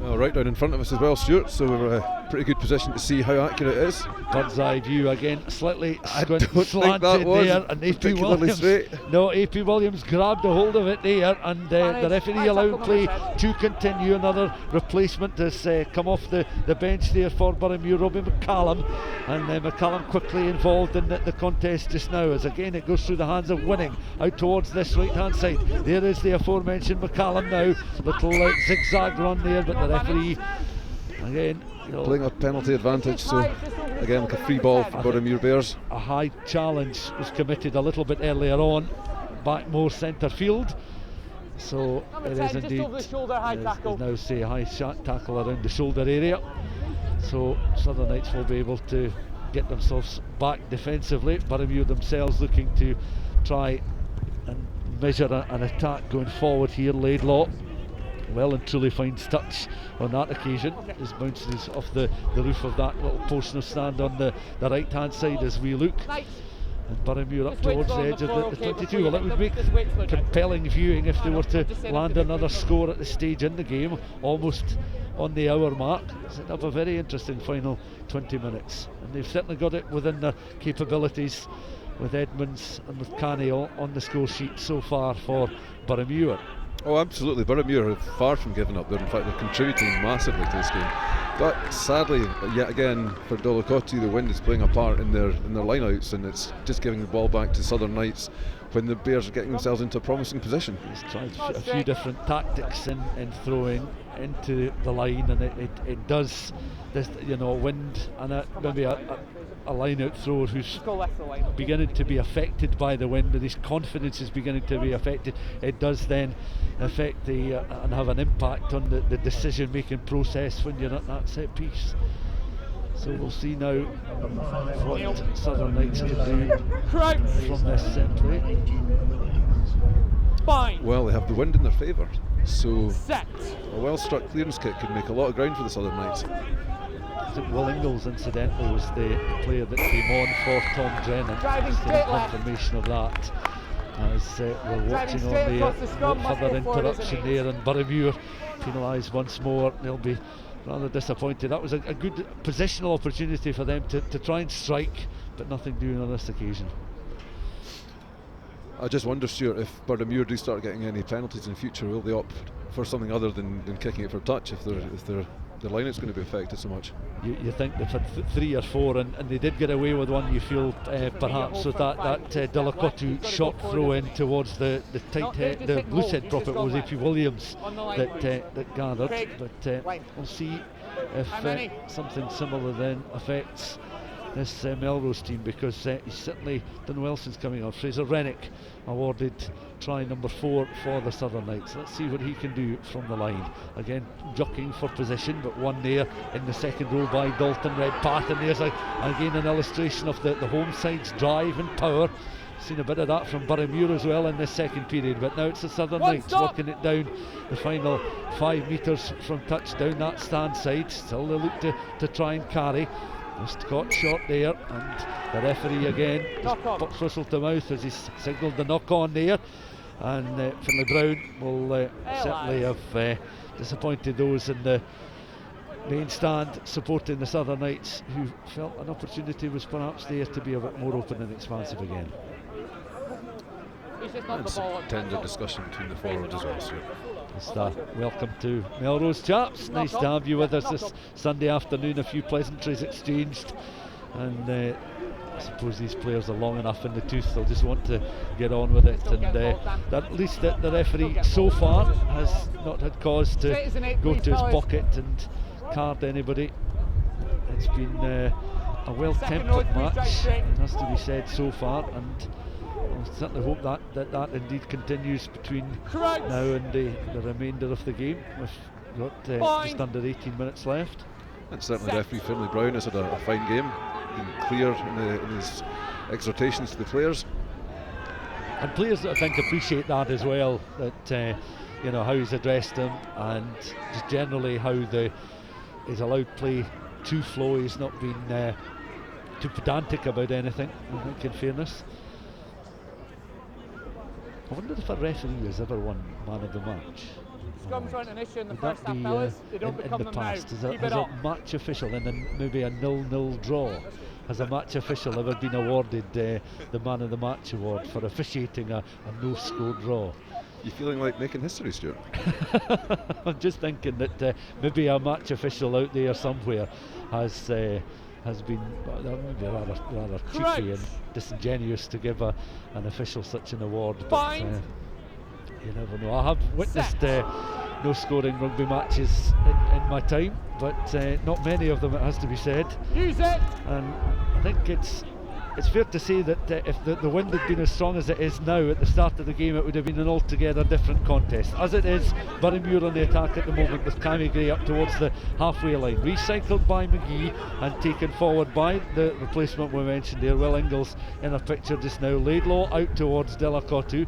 He tries to carry up towards the halfway line. He's able to offload as well. Delacote just a little bit slow to get back to his feet there. I think he's picked up a bit of a knock as play continues just round about the replacement Boroughmuir hooker. He's still down on the turf at the moment, so that will be some concern to Graham Shield and the coaching staff. Ron Kerr tries to escape the tensions of the Southern Knights rear guard here. Rear guard action as Laidlaw now gets involved, tries to run it through a line of black Southern Knights jerseys, and the Southern Knights are forced back just towards their own 10-metre line.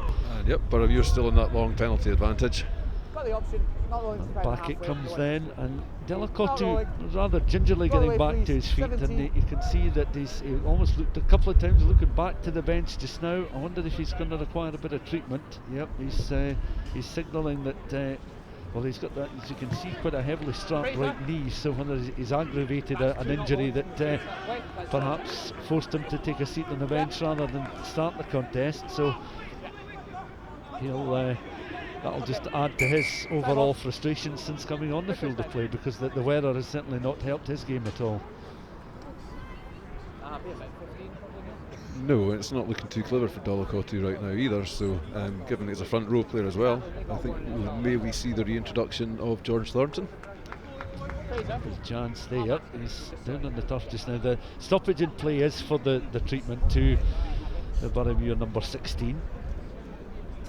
So just worth reiterating next weekend's action through at Millbrae, where the Ayrshire Bulls entertaining the Southern Knights. Delacote there, you see him down on the turf.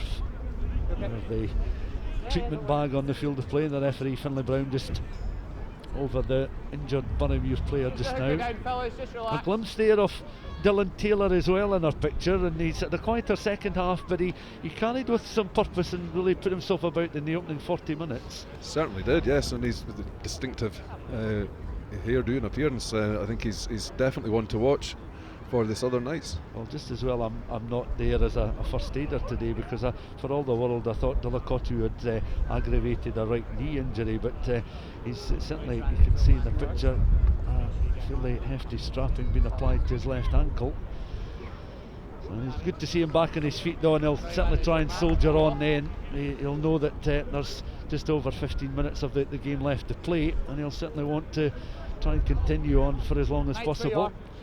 Struan Hutchison in our picture just now, a very busy figure in this Southern Knights match here at the Greenyards this afternoon that they lead. Of course, Delacote now, his next involvement is to throw the ball into the line. That's a better execution of the throw, and the wind was kinder to the Boroughmuir replacement hooker there as they look to try and work something from tight towards the touchline inside the 22, and again Delacote does very well, spins, turns, clearly planting the ball back, making it available. Boroughmuir now through McGee, looking to set up a grandstand finish if they're to get a try on the board here. Ewan Stewart carrying very well up to within 5-6 metres of the try line here. Recycled ball required once more, taken on this time by Dan Winning, just short of the 5-metre line. Again, opportunities perhaps here for Boroughmuir, both left and right. Laidlaw with an extended left arm there. There's the forwards. Remember it did Melrose, the Southern Knights, no harm at all here at Melrose this afternoon when Grant Shields dashed in for a try. And himself an ex-Melrose player, of course. Many of these Southern Knights players associated with Melrose for many a long year. And Boroughmuir though on the attack at the moment, as Southern Knights having to do a lot of defensive work. Fraser Rennick back to his feet there just now, just trying to get in the way of this latest drive. You can see how close these Boroughmuir Bears are to landing a third try in the game of the grounding on the line. It appeared to be a successful grounding. The referee has raised an arm now. It was pretty much right on the line, and Delacotu's the last man up with ball in hand there, and that's just reward for a man that was prepared to stay on the field of play, play through the pain. And Delacotu has got the try, and it is now 32 points to 20. Boroughmuir Bears with the conversion, and under these conditions it certainly will make the final 13 minutes very interesting, Ali. Very interesting indeed, and great strength and determination from Delacotu. And well, it brings Boroughmuir now up to within 12 points with the kick to come. And McGee has been very assured all season, but none of these are givens in the strength of the wind here. They've all caught in flight, but well and truly over the barn between the posts. So 32 points to 22. It's been a thoroughly entertaining Sunday afternoon here, if the conditions in the wind are beginning to interfere a little bit with play. They are, and we see Bruce Colvin introduced to play. An experienced campaigner into the Southern Knights ranks then. He'll come on with instructions, I'd imagine, from Rob Christie, and those down on the touchline, as well as Baggett looking to restart. There's the Melrose RFC flag just in the corner of your screen. Fraser Thompson leaving the pitch. He's the player making way. So one old head for another. No disrespect to either players, but they've certainly got a fair bit of playing experience between them. They bring experience, Stuart, yes. They do indeed. They almost go as far as to say veterans of the game, but still with plenty to offer, as Boroughmuir again angling a kick towards the touchline, down towards the edge of the 22, and creeping round to 3:30 on a Sunday afternoon. Law's touch finder just on the edge of the 22. Rennick comes over. The Southern Knights players, I would imagine another score for them will just see out the threat of Boroughmuir Bears, but Boroughmuir have made it very competitive indeed. I think the Southern Knights have managed to reply fairly quickly whenever Boroughmuir have scored a try of their own, but of course Boroughmuir will look to get that fourth bonus point try to at least lift themselves above Stirling County, regardless of the outcome of the match. Tom Galbraith is on the field of play as well, just looking to see who's replaced at the moment, but just watching on here as the Southern Knights post sideways just now, just on the line you see in the picture, the 22 metre line, and it is Galbraith carrying there with some threat, immediately involved in the action. Across on the far side, Baggett trundles a kick on the angle and giving chase there across on that right hand side. As someone who's been very busy in the match so far, Ian White said a quieter second half period was certainly responsible for the two tries, scoring the two tries in that first half, and really got the Southern Knights going with two tries in the opening 15 minutes in the game for the right winger. And it is just a little break in play just now as 11.5 minutes remain on the clock. Delacotu will be throwing the ball into the line when the line out is ready. Neil Irvin Hess just making his way across. It's one of those occasions where I think he just wanted to adjust the socks, tighten up the laces of the boots, just ensure that Time on, please, Trees. Southern Knights would be ready and settled to disrupt this Boroughmuir line out then. That's again a better throw and challenged by both Southern Knights and Boroughmuir. Bit of a guddle. Taken cleanly really by either side. Fellas, give me no advantage to begin with. We'll take the knock on in the line out. Knock on in the line out, and Boroughmuir infringing there, knocking the ball forward, so Southern Knights continue to apply the pressure. I think when you've established a 25-3 lead at one point, Stuart, you see that getting eaten into. You're fairly desperate to build it. You obviously want to score more points, win the match comfortably, but you certainly don't want to see a healthy lead being eaten away. Time off. I think it's 10. Boroughmuir, of course, will know if they can land another try in the contest. They would themselves land a try bonus point. So a change there. Well, you see Bruce Colvin in the picture, of course, Fraser Thompson off, and there's Bruce Colvin on. Boroughmuir also looking to make a couple of changes, I think, in the front row. You see in the picture Martin Simprich has come on in the pink scrum cap. And he's Time on. just involved in the action at the moment. Simprich. Another Stability on the change set, there. fellas. AP William coming off. Good heights. He's Good bites. carried well and fits and starts in the game, the loose head prop. Looking down to see as well who is on in place of Simprich. It could well be Michael Downer who's come on, because Boroughmuir certainly brought 2 players on this day. Confirmation of that. Downer is indeed on the field of play, packing down in that front row. As now Hutchinson again on now towards Galbraith. Galbraith just piles his way through there. Tom Galbraith, how about that? That's surely the score that ends Boroughmuir's hopes of an almighty comeback. And 37 points to 22 the scoreline, and it does look as if the Southern Knights will do the double in Boroughmuir in the space of 9 days. They were victorious at Megatland a week past Friday, and they've now, Ali, I think, got an unassailable lead on the scoreboard. I think so. Try under the post. You would expect the conversion to be successful, which will give a fairly healthy 17-point lead. A great power and pace from Tom Galbraith, and a man who's got a point to prove and is keen on proving it. Without ever wishing to speak too soon, as a Southern Knights supporter, yes, it does look like that should be the match. 8 minutes of the game left to play. Ever darkening skies over Melrose. And the Southern Knights just looking to slot this Baggett conversion over. Boroughmuir have certainly had more possession, been more clinical in the second period. Got the foothold into the game with the try almost on the stroke of half time, and a good piece of opportunism from Jordan Edmonds, just closing down the Baggett kick. Here's Galbraith, power, determination there, a smile on his face, just on the field of play as well, and that perhaps makes it even more satisfying. You've come off the bench and your first contribution, or one of your first contributions, is to cross the whitewash for 5 points. But also look what it means to other players as well. Neil Irvin Hess and Kieran White, they're absolutely delighted. And you have to say as well that from a Southern Knights point of view, it brings them very much into sharp focus as a team looking to finish in the top 4, and Stirling County and Boroughmuir below them. They begin to look at each other to see what's going to happen to both their respective campaigns and the remaining matches of this competition. Of course, games next weekend and into February and March. 1st of March, the last of the matches before the regulation season finishes.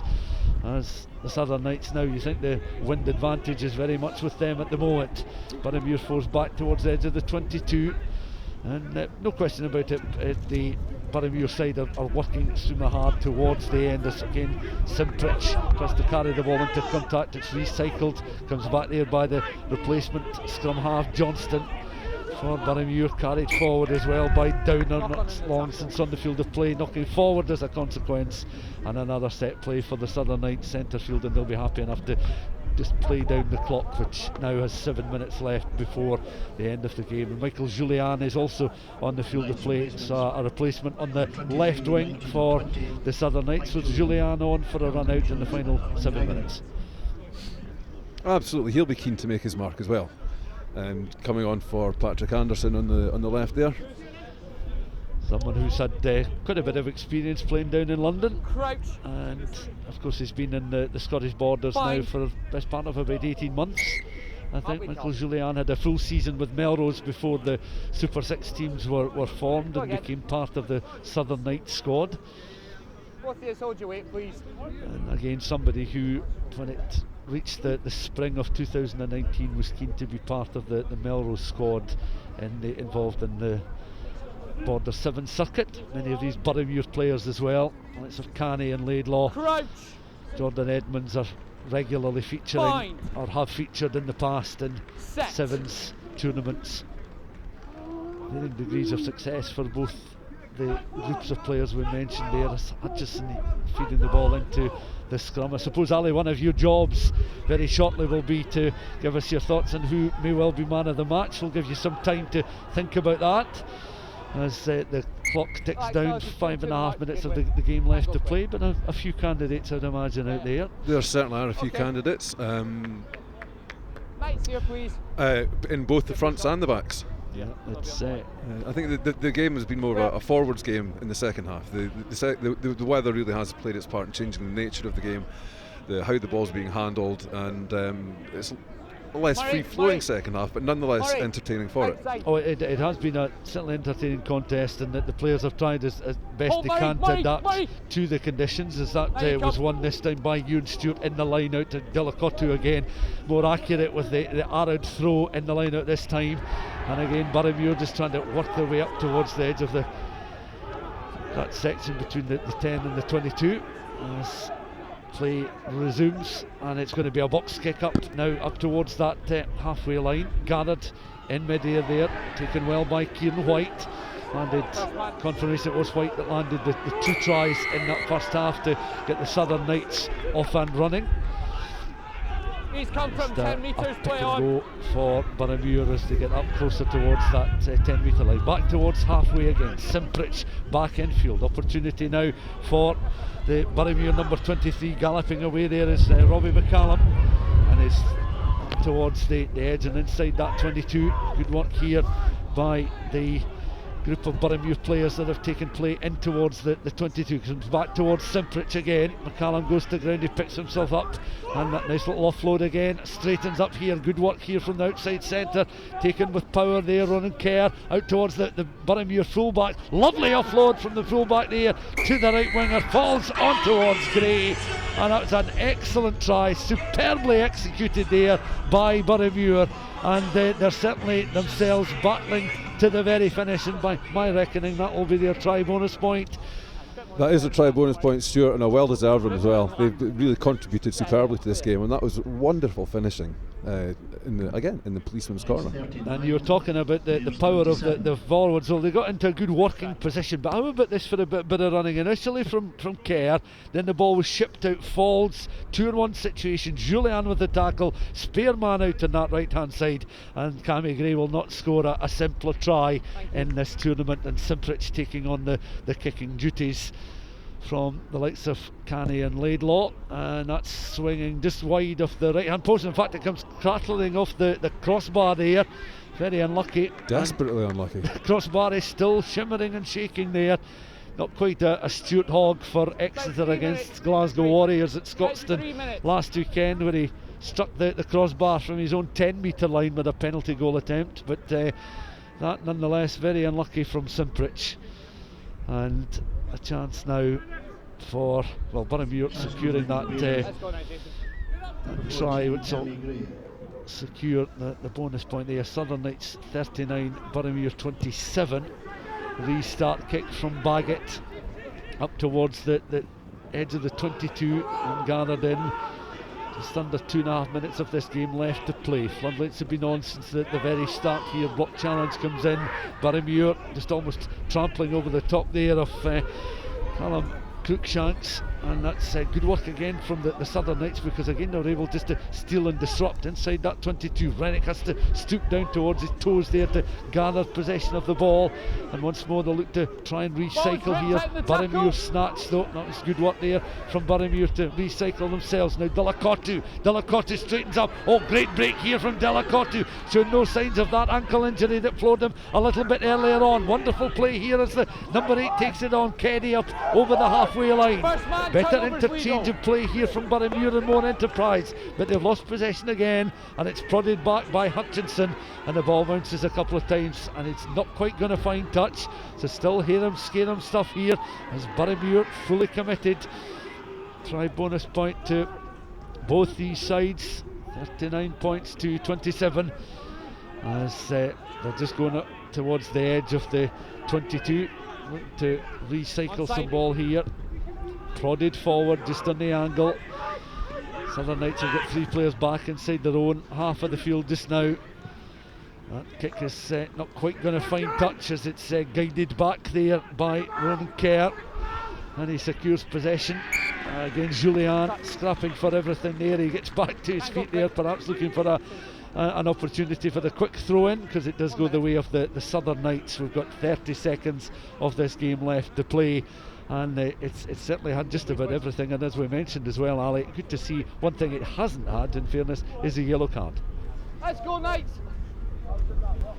Now, of course, Ali, you've been looking at possible players to identify as man of the match. Kieran White. Yes, based on the 2 tries that he took so well in the first half there, Stuart. I think Struan Hutchison's had a fantastic game at scrum half for the Southern Knights. Canny for Boroughmuir showing strength and pace and intelligence in the game. Jason Baggett as well has controlled the match for the Southern Knights. But yeah, overall for the way he took those tries under pressure, thought correctly, Kieran White gets the FOSROC Super6 man of the match for this game. No, still in the same mould. Very well deserved indeed, as the ball now just played up towards that try line again. Have they successfully grounded? They have. That's just icing on the cake for the Southern Knights. Takes them over the 40-point mark. 44 points to 27 with the conversion to come. Surely the last action of the match, and those supporters have every right to applaud the efforts of both sets of players. And maybe Fraser Rennick will be thinking, that's my second try, where's my man of the match award? Well, he's perhaps wins the award for the most influential player off the bench, if we could introduce such an award for an occasion like this.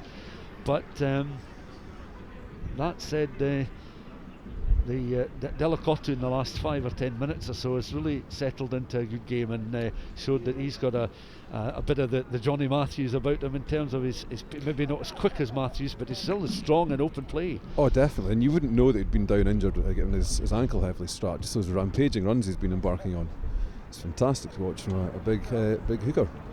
Baggett then, the last lines of the script here at the Greenyards, delivered by Jason Baggett as the ball is placed on the tee. Southern Knights 44, Boroughmuir Bears 27. This conversion to add a further 2 points for the Southern Knights. Let's bring this contest to a close, and again that looks an absolute belter. Wonderful strike. No problems at all. The referee Finlay Brown then draws proceedings to a close, and the Southern Knights have a 46-27 win under their belts, and from their point of view a double header against Boroughmuir has brought maximum points and a win at home. That gets that particular little monkey off the back irritation away from the Southern Knights, as they were looking obviously to turn the new year with better form, and it's very much happened for them. For Boroughmuir, there's still some work to do on the training ground, but more enterprising in the second half, and made for a very entertaining contest all in all. Yes, I'm sure that while Boroughmuir will certainly be disappointed to have lost, they certainly played fantastically well, and some of their handling skills and offloading and their never say die attitude made them a great team to watch. Thoroughly contributed to this competition. Thank you again, Farshad. Thank you to both handshakes teams. all round as the players will make their way back to the dressing room, and these players of course will be back in action next weekend. A full round of fixtures at the end of January as we get towards the tail end of the FOSROC Super6 regulation season. And there a wide-angled shot of the Greenyards as the players begin to make their way to the dressing room, and supporters now heading to the exits. Those that live locally have the heating on at home and heating on in their cars as well. A reminder then of the final score: Southern Knights 46, the Boroughmuir Bears 27. Plenty of action in a thoroughly entertaining game, spoiled in part perhaps due to the stronger wind towards the end. Here's a recap of some of the scores in the second half. Look at this from Greg Canny. Wonderful, powerful running there to barge his way past Irvin Hess, to get his way past Kieran White there, and that coming just 3 minutes into the second period, Ali? It was very early in, and Boroughmuir really signalling intent at that point that they were here to take on the match. Canny there. By this stage, he had one thing in mind: it was just to finish the move himself. Outpaced Hutchinson. Frustration shown there from Kieran White. And this an illustration there. He was past Irvin Hess, and he got a real head of steam up. No chance for White to stop him. Down he goes for a try, and that just brought about a bit of a resurgence from a Boroughmuir point of view at the start of the second period. Yeah, but as the Southern Knights showed throughout the rest of the second half, whenever Boroughmuir scored, it's like, you can do that, we can do that. Well, there's an illustration of that. Here comes Rennick throwing the ball into the line, but now he's got control of the ball. Over he goes, And that's an opportunity for Rennick, who wasn't going to pass that up. That was the try bonus score. There's the ball tucked under his right arm. The fifth try. So that would be try number 5. So there, by this stage, the bonus point in the bag, and Fraser Rennick every reason to cheer there. Again, some forward solid play, crashing over there. Trial in it there again, that was just planted down, and Delacote at that stage had picked up an injury, recovered from injury, was able just to ground the ball, touch it down on the line, and Delacote scoring more than consolation. It Tom Galbraith, again another player off the bench, not only off the bench, he was only off the bench a matter of seconds. I think that was his second touch of the ball when he tucked the ball in underneath the post for another score. So perhaps, Stuart, both teams looking to work on defence as well then, given the tri-fest that we've had this afternoon. Not that I'm complaining. The interesting thing is, we did say that before the kick-off, that sometimes the defensive aspects was maybe easier to get right, and the attacking flair would be something you'd see more of in the second period of or second part of the season. Again, the backs linking up brilliantly here, full back onto right winger. That was a beautifully executed score from Faulds. Glenn Faulds, yes. Supplying the pass there towards Gray. But a lot of hard work done here by Kerr, outside centre. Recycled on towards Faulds. Pass initially from Johnson onto Faulds. And then Gray touches down Cammy Gray. When he realised the score was good, he was keen to get on with it. Again, a perfectly reverse pass there from Faulds, and that maybe again an illustration of the work that's gone into some of these players in the last 6 months, just to improve their bulk and their skill set generally from the level they were at last season. Oh, absolutely. The difference I've seen this season in the pace, the intensity, the power of the players, it's definitely a level up and beyond since this time last year. Southern Knights then winning by 46 points to 27 will certainly improve their points tally in the table, perhaps not necessarily their position in the table. They're still some way off the sides occupying the top 3 berths, with Watsonians, Ayrshire Bulls and Heriot's Rugby in the top 3 placings, but the Southern Knights currently best of the rest when you're looking at the playoff places, and still important games to come, and a real test for the Southern Knights away at Millbrae next weekend against the Ayrshire Bulls.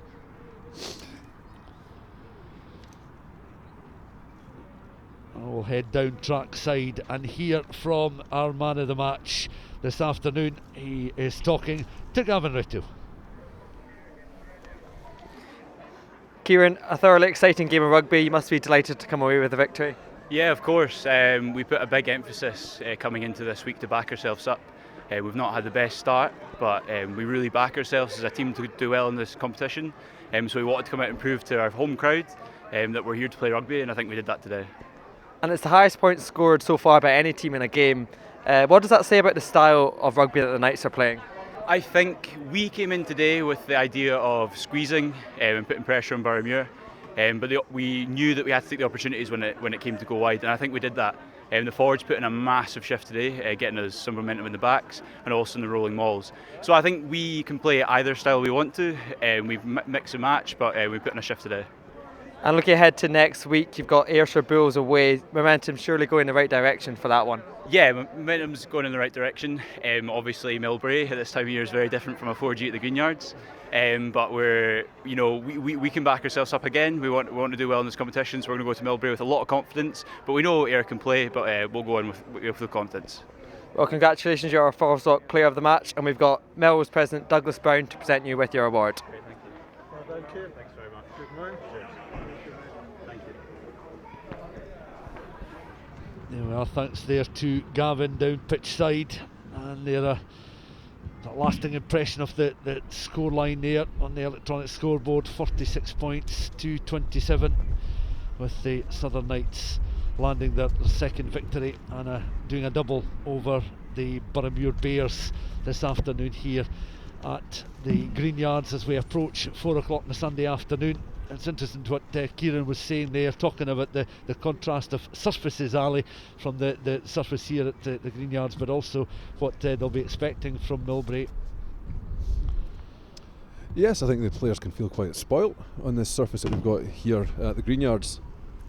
It's providing the same conditions game in, game out, and they've got the chance to train on it, obviously play on it as the home team.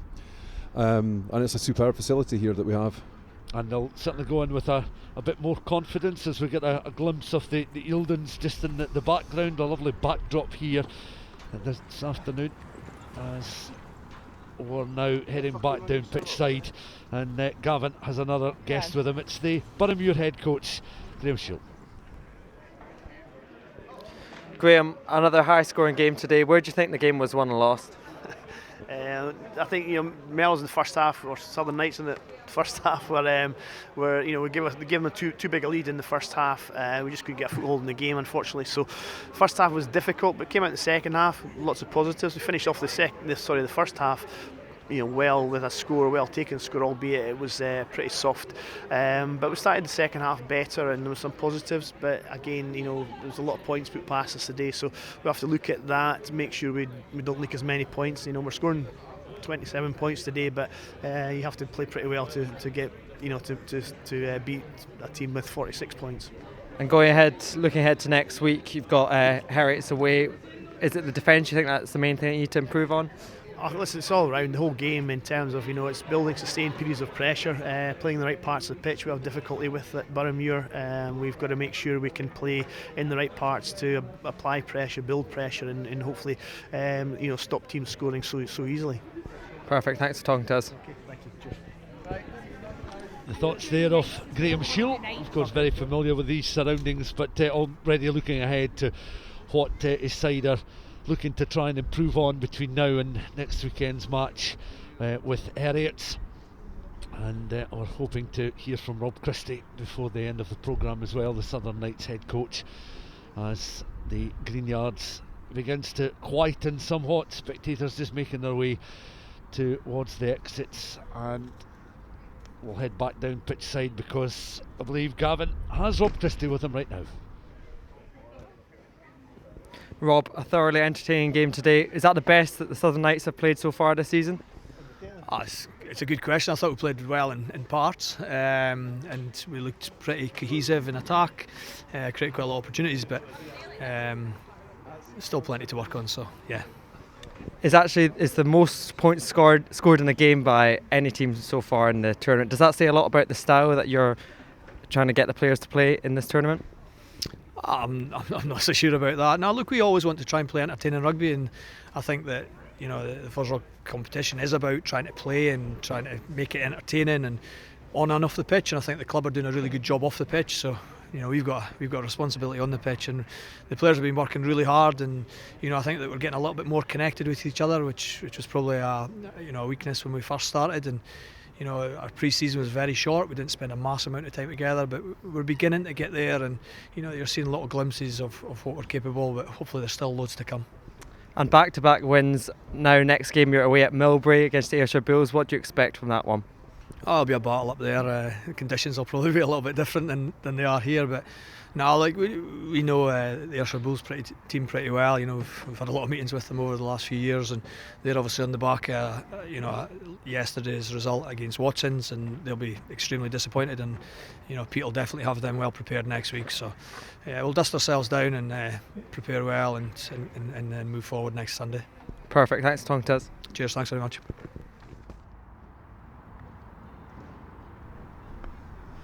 So there's a final look at the league table in the FOSROC Super6 competition after 7 rounds of matches. Watsonians leading the way on 27 points, with Ayrshire Bulls and Heriots level on 23. Southern Knights move up to 15 after this afternoon's 46-27 win over Boroughmuir Bears, with Boroughmuir picking up, of course, a try bonus point. They're off the foot of the table, and Stirling County with 8 points just at the foot at the moment. So Ali, upwardly mobile, the Southern Knights, you'd have to say, just as things stand. Definitely, a lot of confidence can be taken from these last 2 games, and the shift upwards as well gets them solidly into that 4th position, heading in for the playoff come towards the regular season end. I think you can be delighted with that.